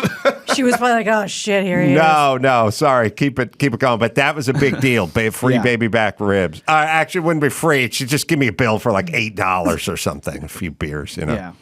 Mark Drotman is third. Yep. Lisa Malone. That was my old roommate for a while. Chris Darga. Chris Darga, if you read Chris Darga's IMDb, you'll see he's in every movie. Yeah. Hudsucker Proxy. Oh, wow. He's the guy who's doing the We orientation went over it thing. once. He's in a ton of movies. Yeah. Vanessa Thomas is She next. moved back to Canada, started doing radio. Paul Rugg, who's been on this show. Paul Rugg is Freakazoid and does all the voices and all the Animaniac stuff. Is this just a tint, or is there 4 redheads in this picture? Yeah, I think it's the tint. How's that possible? So they were blonde. Adam, of course, and then the late Jim Wickline. Oh, Jim passed? I guess so. Wow. According to John, yeah. Interesting. He was from Zanesville, Ohio. Wow. And he was a How friend. do you remember that? Because it's a weird name. And then he was friends with the director, Mark, and they were like boyhood friends, and they came out here from Zanesville to do comedy. And Jim was like a Zanesville, Ohio guy. It was just kind of straight dude. Like he wasn't we didn't have that funny, neurotic, it wasn't Woody Allen, it was just like a sort of tall, nice looking blonde, white guy. Didn't really seem to fit the comic mold, but nice guy. Have no idea what happened. Shortly after this, everyone just sort of bled apart, and I ended up in radio. But those were the days. Yeah. So if you had an anniversary, like one of those high school reunions, you'd be the uber successful guy at the thing showing off. You'd be the superlative. Yeah. Yeah, but they wouldn't treat me any differently. Chris did Hudsucker Proxy, Bruce Almighty, Dude, Where's My Car, which I don't remember. He also had remember when you could do an episode of Seinfeld and be that guy who was Sure, in of course. Seinfeld? He got a Yeah. Seinfeld episode where he was like the cab driver or something. Philip Baker Hall. That's the story of his career. Yeah. All right, let me Library see. cop. Bookman. Yeah. What happened? I wonder what happened to Jim Wickline. I couldn't even remember him. I couldn't remember his last name, but sad. All right, let me hit concrete. Your body makes half the creatine it needs. The other half comes from the diet, everyone. But most American diets are low in creatine-rich foods. Concrete patented creatine, HCl, is the favorite creatine of elite, well-informed athletes. I'm drinking mine right now. You really feel the energy. And it tastes good, too. The number one bioavailable creatine and the only microdosing creatine. Just one small scoop per 100 pounds of body weight. It's just a little scoop, comes in a little container. It's got a nice lemon flavor to it. Mix it up with your frother. At least that's what I do. Creatine is required for functional energy, and every cell in your brain uses about 20% of the creatine in your body. So focus on the immune system and the brain and get some concrete. Right, Dawson? Take control of your health, both body and mind. Build a better you with Concrete. Register now at con-crete.com/podcast. That's con-cret.com/podcast for a chance to win a $500 Walmart Visa gift card. Available now online and in-store Walmart. Concrete is truly life-changing and performance-enhancing. Oh, I forgot. I forgot Chris Darga was in The Hammer. That was my movie. How did you forget that? I don't think that way. From it's this weird. still, I know I was exactly like, he's in who good he movies. is. Not yours. He's the cab driver who keeps talking to Elaine, so she pretends she's deaf because she doesn't want to do small talk. This is great. Good for him. Could they even make Seinfeld again today? No. They have a whole episode about a drugstore Indian. There's literally no way. How about the whole one where he's marching, but he's not putting on the gay pride Who won't lapel? wear the ribbon? Won't wear the ribbon. Yeah. They couldn't even make Workaholics. Yeah. Having three white guys as the leads. They couldn't even do that today. It's crazy. It's so funny. I was watching the movie Annihilation. Did you see it, Brian? The Ex Machina. I love those movies. Alex Garland. Well, I director. love Ex Machina. And we watched Annihilation. I was like, but I love that there's 7 female leads, but I didn't like. I didn't love the movie. I like the movie because it's thought provoking. It'll stick with you. You only just saw it, right? I love a good Let it marinate. Okay, I'll let it marinate. I didn't see it. But Ex Machina, Machina's way better. I would say Machina or something. Or I would mispronounce that, right? All right. Eric's going to hang out. We're going to take a break. We're going to do some news right after this. Well, I'm sorry to bring this story to a conclusion. It was a real roller coaster yesterday. But as far as we know, Tony Dow has died. Yeah. Yeah. I can't get fooled again. I know. You know him from, it was Wally Cleaver, Leave It to Beaver. He died Wednesday morning, according to his manager, citing Dow's son, Christopher. He was 77. News of the actor's passing comes one day after a premature announcement of his passing. Dow revealed in May he had been diagnosed with cancer and was receiving hospice care, and he finally succumbed to that. Sad, sort of, but he, 77? Young by today's standards. But it's almost like people are upset. Like, hey, when you say you're dead, you got to be dead. That's right. Don't fool us again. Yeah, but I would actually like to say I'm dead, and then so I can my last day kind of see who loves me, Right. Oh. and then be like, oh, thanks, now I'm out. Wasn't that a Curb Thanks, Enthusiasm? but Oh, that not was- necessarily thanks. Yeah, but it could be Right. like Best friend pounding your bride. Someone going, wait a minute, I got the same prescription and eyewear. Give me that shit. yeah, You know whatever. what I'm saying? But I'm just like, it's almost like it'd be better to like even just fake your death. If you know you're going to die, if you have terminal cancer, you know you're going to die in a week or whatever it is. It's like, let's have the funeral. Yeah, join the party. I would want to have, if I have terminal whatever, let's have my funeral while I'm alive. That is the plot of a movie. It's called Get Low. It's with Robert Duvall. It's like 10 years old. He's decided to have his funeral while he was alive so he could enjoy all the well wishes. It's also a Curb episode where Albert Brooks waits upstairs and watches it from a camera in the bedroom. That's And right. they find out he's a toilet paper hoarder during the pandemic. Also, I'm fine with any kind of eulogy, but I don't like the part when inevitably they go, he's gone to a better place. Because, the place. So you're saying where we're at Is the worst. is not good? Well, come on. We gotta. I think people say that because we want to feel good about the memory, our last memory of this person. Like nobody wants to think like, all right, let's say if you believe in a higher power or whatever, so then that's a good thought to have. All right, they're going to Yeah, couldn't hurt. okay, or it couldn't hurt, right? Or if you don't believe in that, you still don't want to be like, yeah, he's just in the ground rotting away as a plant food. Either way, it's like it makes you feel. It's all selfish. You know what you do? We should work out what you don't want said at your funeral. You do not want people to say, he's finally at peace. That means something's lived gone. a tortured life. You killed yourself. Something was fucking wrong your whole life. You're Addiction. horribly molested. Addiction. OD. Something. You never want. He's finally Yeah. at peace. Yeah. I feel that way also about it's bittersweet or it's a mixed blessing. Like that yes. he's dead. But there's also the other way that like if a sort of like famous comic dies and he's then people start. It turns into a roast. Sure. I don't necessarily know if I want that either. You Yeah. know, people coming out and be like, you know what? I got some stories about this guy. What a dickhead.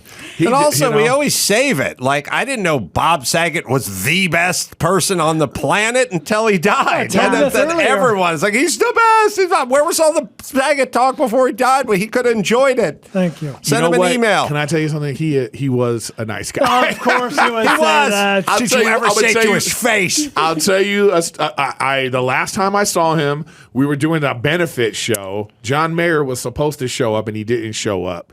And Saget sees me, and he goes, "Hey, man, I got to show you something." And he like opens up his comedy writing book. He has a little book, and he goes to a page and he shows me. He says, "Eric Griffin is funny." Wow. You know, like he had just written it down or something, watching me, and I was like, oh, thank you. You know what I mean?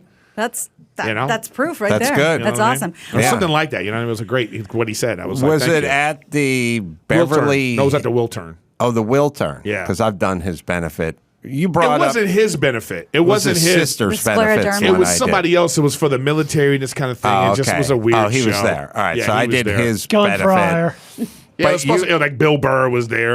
Or, you know, it was something like that. You brought up going to places where I used to clean the carpets and having my MacArthur returning to the Philippines moment. Like, I've returned. Roll my pants up. That was the Grand Trinon at the Beverly Wilshire, the Beverly Wilshire Hotel, and that was Saget's scleroderma Oh, wow. thing It all with comes John full Mayer circle. supposed to blah blah blah. Well, this generally wouldn't be my top story, but since we're talking about it, I've been sitting on it for a few days. and this Dobie is the Gillis perfect- died. Yeah. All right. It is interesting what people will say about you when you die, and usually there's a lot of sugarcoating. Nobody wants to speak ill of the dead. However, if you're a piece of shit, sometimes your kids will let you know when you die. A Florida man named Lawrence Pfaff Sr. recently passed away at 81, according to his obituary written by his family. And at 81, he lived much longer than he deserved, according to his kids. Occasionally, you will see the vindictive Yep, and obituary. I like have it it. for you. It's clear by reading the obit that Pfaff will not be remembered fondly, especially by his unknown number of children. Here's what they wrote. Hold There on, you go. Dawson. Enough said. Isn't there something in my book about someone else outside the family, someone you don't know, has to deliver your obit so we can get the truth? There's something in there. I can't There is. remember what it You just what it gotta is. find the most honest person in your family. Oh, this would be his children. This is what he wrote. He's survived by his 3 children. No 4. Oops, 5 children. Well, as of 2022, we believe there is more than we know about, but there could be more. It continues, his love was abundant when it came to himself, but for his children, it was limited. From a young age, he was a ladies' man and an abusive alcoholic, solidifying his commitment to both his path of destruction he left behind, damaging his adult children, and leaving them broken.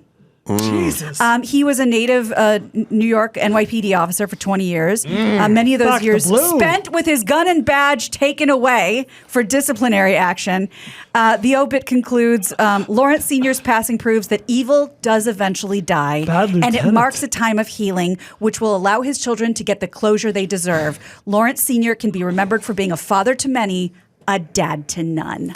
Well, now my kids, Damn. Wait, I gotta drop the mic.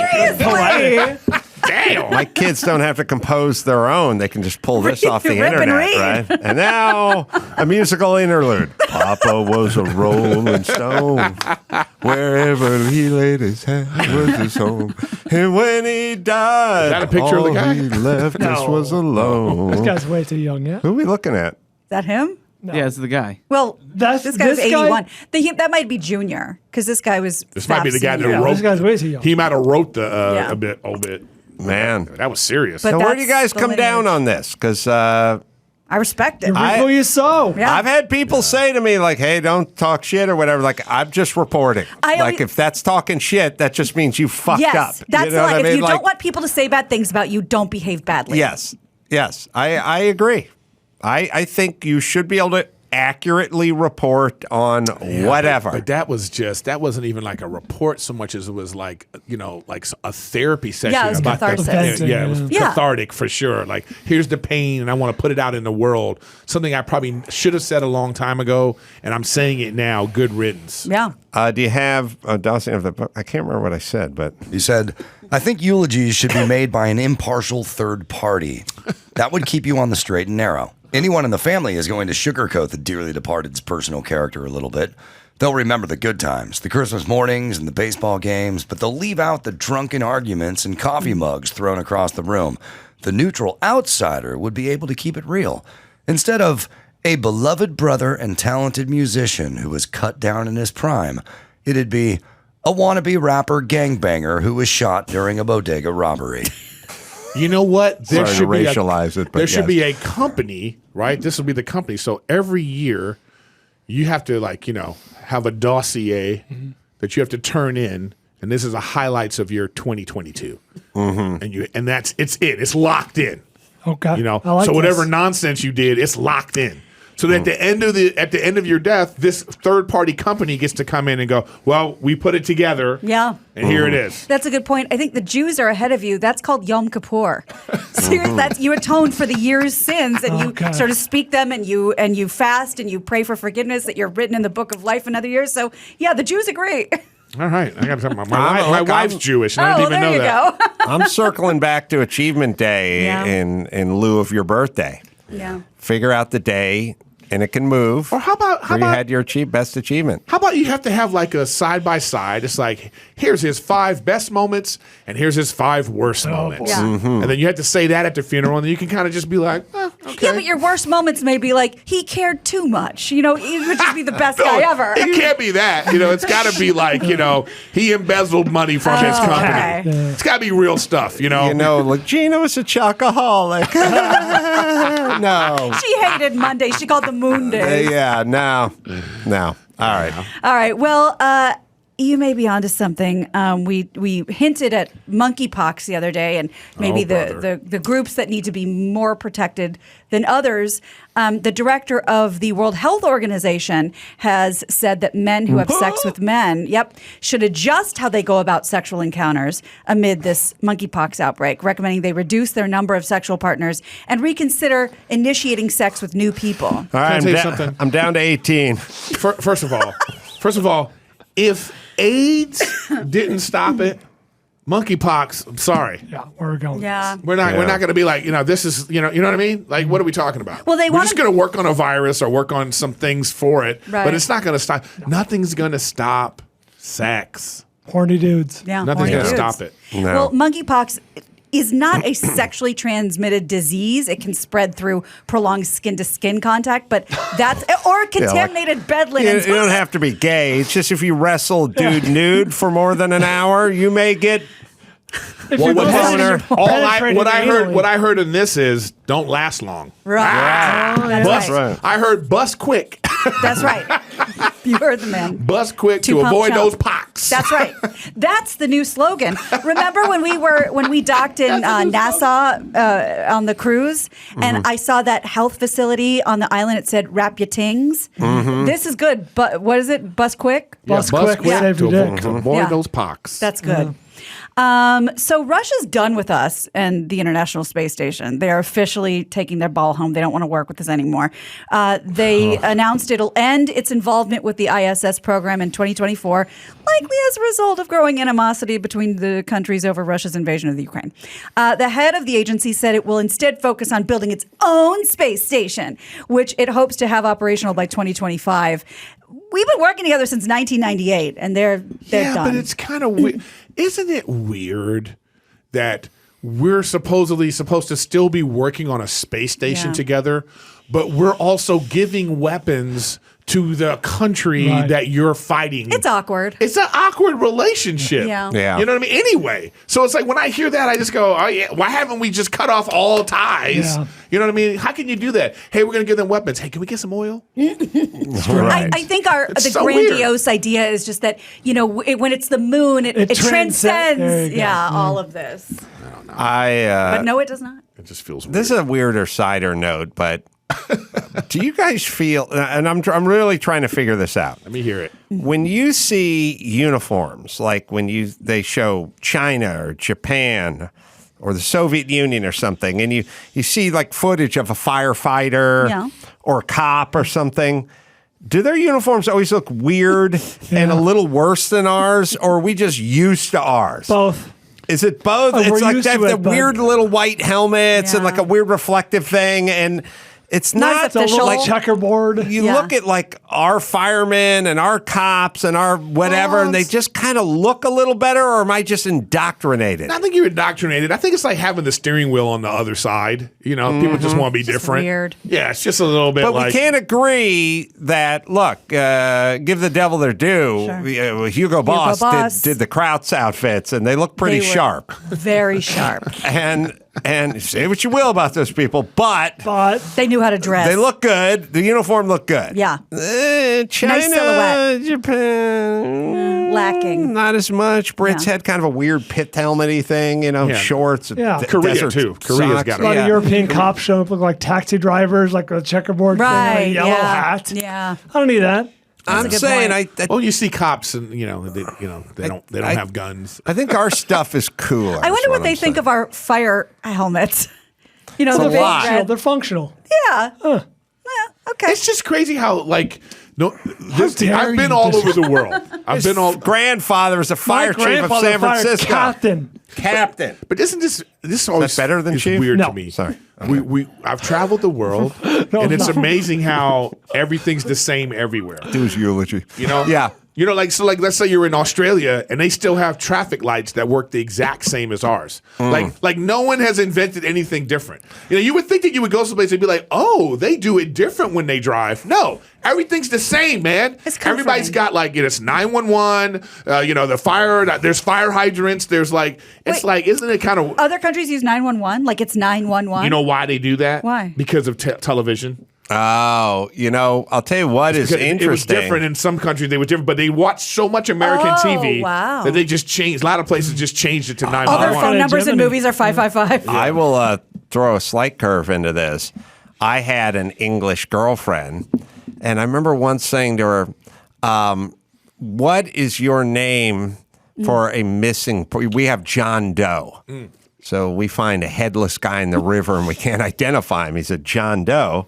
She's from England. She's like, Joe Bloggs. And I was like, oh, because you wouldn't have our name. No. You'd have your own name.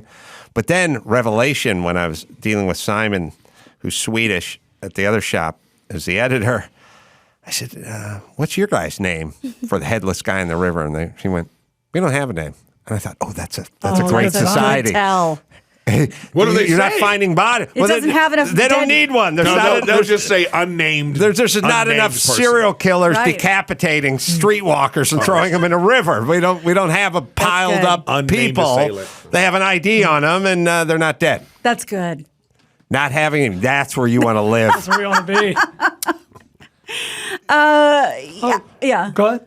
Well, I know that we don't talk about this much, but we got to talk about this one. Uh-oh. Not a single winning ticket was sold for Tuesday night's Mega Million drawing, so it's over $1 billion. This is when I get in. That's what everybody says. Smart.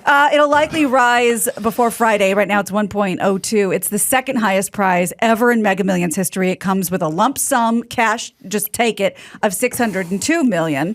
Now, can I say this? Yeah. As far as I can tell, because it's all over the radio and everything, there's 0 people that won, but maybe there's going to be 1 person that wins, or 2 people that win, or 5 people that win.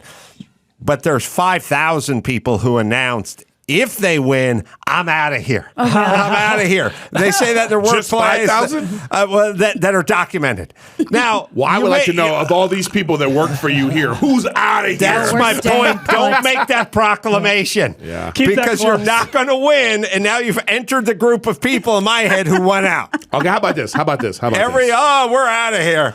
I think- Imagine doing that in a marriage. Hey, woman. I think I would rather win. I think I would rather be the sole winner of 200 million than think that I'm going to have $1 billion and then find out 6 other people won. Oh, sure. You That's know? a real letdown. It's a letdown. I mean, you're still going to get like Crushing. 100 million, whatever it is, Yeah, right? but that's not there's where your something when you're sights at were home. set. There's something at home reading those numbers, being like, I'm going to be a billionaire. Yeah. And then you're like, no, like 17 people won. Yeah, You no, know? it sucks. Well, before you get too Doesn't excited suck, about winning, but, it sucks.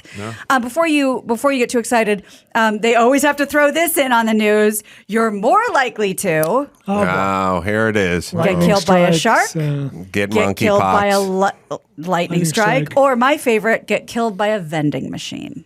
Oh, Maybe really? toppling over on you. Yes. Overeating paydays. I don't know. I think if you get killed by a vending machine, that's on you. Literally. You're wrestling Like, for Mars yeah, bar. like at what point are you, start in shaking front it. of this Yep. vending machine? It's not like it's like an earthquake. I mean, like, well, how are you not paying attention to a big ass vending machine Yeah. about to fall on you? So, That's how bad you want your Funyuns. yeah, I guess so. They're delicious. You should do the eulogy at the guy who was killed by the vending machine. Yeah. How would Yeah, that sound like? Let me open up with First of all, the guy was an idiot. You know what I mean? He was a father, a brother, but most importantly, an idiot.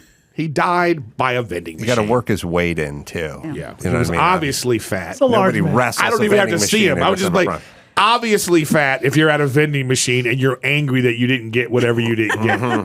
That's fat rage. Or you're that kind of asshole that probably deserves to die anyway. Because let it go. Well, what was it, $1? Yeah. Right. You know what I mean? Let's all bow our Yeah. heads. You know what I mean? How bad? It's like, Morbidly obese penny pincher. Keep going. I like where this is going. Who deserve to die? That's a right. morbidly obese penny pitcher who, like, obviously got what was coming to him. So please rise for And- Ecclesiastes 12. Let me tell you. Have you guys ever done a eulogy? Yes. Yes. I have too. My grandfather, who was the firefighter. Oh, really? Yes. Oh, wow. I think if you kept going with it, you'd say he'd so impressed his coworkers that when they showed up, they all grabbed the free snacks before moving the vending machine off of him. Yeah. There's a lot of. No, they would have we can free- punch this up they would after have the show, free, Eric. Yeah, but they'd have I free think- snacks from the vending company because of the impending lawsuit. That's right. Yeah, there's an impending lawsuit, so Yeah. the family's going to get something out of this. Yeah, I did a eulogy for a kid once. It was Oh. terrible. Come on, man. Yeah, but you know what? Though I'll say this: it was one of the times that I knew that I should be a comic. Oh, yeah? Yeah. Did you add a little mirth? Yeah, just people started laughing, and I was like, I'm killing at this funeral. Was someone You you know what I knew mean? or corporate gig? Yeah, but that's a comic thing. People afterwards, I'm telling comics, and they're like, "Who books that?" You know what I mean? That's such a comic thing. No, but it was like I started talking about the kid. And people started laughing, and they were remembering him, and I was like, "Oh, this is a gift." Yeah. But it's a gift. before you were a comedian. Yes. Oh, okay. It was before it. It was one of the things that pushed me. Like, oh, I could do this. So you made it about yourself. Important. I'm a No, Well, I if, you I'm can a make, comic. if you can make that room laugh. as we're on the Adam Carolla show. well, Talk about making it about He yourself. was forced to name it that. this is a What choice did he eulogy. have? Yeah. Let's All do right. his eulogy. Who's going to start? Let's bring it home. They'll say, Adam's Adam. I'm Gina Grad, and that's the news. Eric Griffin is funny. Gina. That was the news with Gina Grad. Yeah, you don't want he's out of his pain, and you never want the word misunderstood. A lot of people misunderstood. Adam really had a good heart. Adam was complicated. You know what I mean? It was Oh, complicated, are you but- kidding me? Everybody that talks at your funeral, that's the first thing they're going to say. You know, that guy, people didn't know him like I knew him. That's what people are going to say that. Everyone had their idea. Yeah, they had You know, their I ideas. don't think you want. There was a stage persona, and then there was the real Adam. He's a gentle, kind, thoughtful. Or how about you don't this? want that. How about they say like a bunch of bad stuff and say, but they didn't like retract it. Like, you know, it's like, I know people think he was a right-wing misogynist asshole, Right. but there was more to him. It wasn't just that. It wasn't just, that was just a stage thing. You don't want none of that. You don't want a list off of terrible things. Yeah. You know? Please let me correct the record on my grandfather, my beloved firefighter grandfather. Fire chief is like the guy who's like downtown, administrative position. Sure, he gets paid a lot of money. He was My middle grandfather management? he was a captain, which means he was in the house. firehouse till the day he retired. He was going out on missions. Nice. You know what I mean? Firefighters don't get enough. God damn right. They don't get enough because I always say like police, fire, like the police, they have this whole thing about like getting home, They say that a lot. We got to get home. We got to make sure we get home. And I always say, thank God firefighters don't think like that. Because imagine if they get to like a burning building and there's kids and they go, we got to get home. That's right. This looks dangerous, so we're going to get home. You It's should really like, get out of there. Yeah, you got good luck. You know what I mean? That's why it's like I when I hear that about the cops that signed up for a dangerous job and then don't want to be in danger, I just kind of go, what are we talking about here? Yep. I don't think you want to be called complicated at your funeral either. I like how he's really. Yeah, he's thinking about it. Yeah, You giving need it to some just thought. pre-write your eulogy. That's a good idea. Peace. It's good. It's good lynch. But then on you know, that. just but rip it. you know what's going to happen though? People are going to be like this. As you guys know, Adam he pre-wrote his eulogy, so they're going to read that, and then someone's going to go, now let's talk about the real. No, you know what he wants? You know what he really wants? Somebody who always made a joke about having a tiny dick. Only really confident, well-hung men could do Yes. this, and I can tell you. Yes, That's open zipper casket. It's going to be Check it- open check it, casket. ladies. Exactly. It's going to be open casket. open zipper. Open zipper casket. All right, let me hit. Did we bring it home, Gina? We did. Let me hit Jordan Harbinger, the Jordan Harbinger Show. Different kind of sponsor for this episode, the Jordan Harbinger Show. If you're a fan of fascinating podcasts and interesting people, well, you should definitely check it out. There's an episode for everyone. It doesn't matter what you're into. You got an episode like Jordan talks to Scott Adams about persuasion in a world where facts no longer matter, or you can go inside the dark world of wildlife trafficking. You always find something useful to apply to your own life, like routine changes to boost productivity or slight mindset tweaks to change how you see the world. We enjoy Jordan's show. Had him on Adam and Dr. Drew's show. Good guy, speaks a bunch of languages, travels everywhere. You're going to like it, too. You can search it out. The Jordan Harbinger Show. That's Harb as in boy, IN as in Nancy, GER, on Apple Podcasts, Spotify, or wherever you listen to finer podcasts. All right, Erik can be found. Well, you can listen to him on this podcast, Riffin with Griffin. Gen2Gen podcast, available wherever you listen to finer podcasts. And also, you can check him out live, Hollywood Improv, July 30th. Actually, yes. I'm going to be at the La Jolla Comedy Store 9th, 10th, and 11th. Nice. August? Of August, yes. Oh, Was it okay. September. That's coming up. It'll be on my Hollywood website. Improv. Go to ericgriffin.com. Go to ericgriffin.com is what I wanted to say. You can go to Salt Lake City and see me and Wise Guys August 26th, 27th. New book, Everything Reminds Me of Something. Thanks for leaving a review. I appreciate it. And until next time, this is Sam Carolla for Erik Griffin and Gina Grad and Bold Ryan. Say it. Mahalo. Oh, yeah, they have, it's a fire hazard, which Makes is sense. if you don't clean your fire flue out every, 5 years, it could burst into flames if a spark goes up there. Oh, shit. I got news from Mike Bishop. You would not get your deposit back on the Santa outfit if you ran it through that filthy There's a lot of chimney. holes in this A lot story. of holes.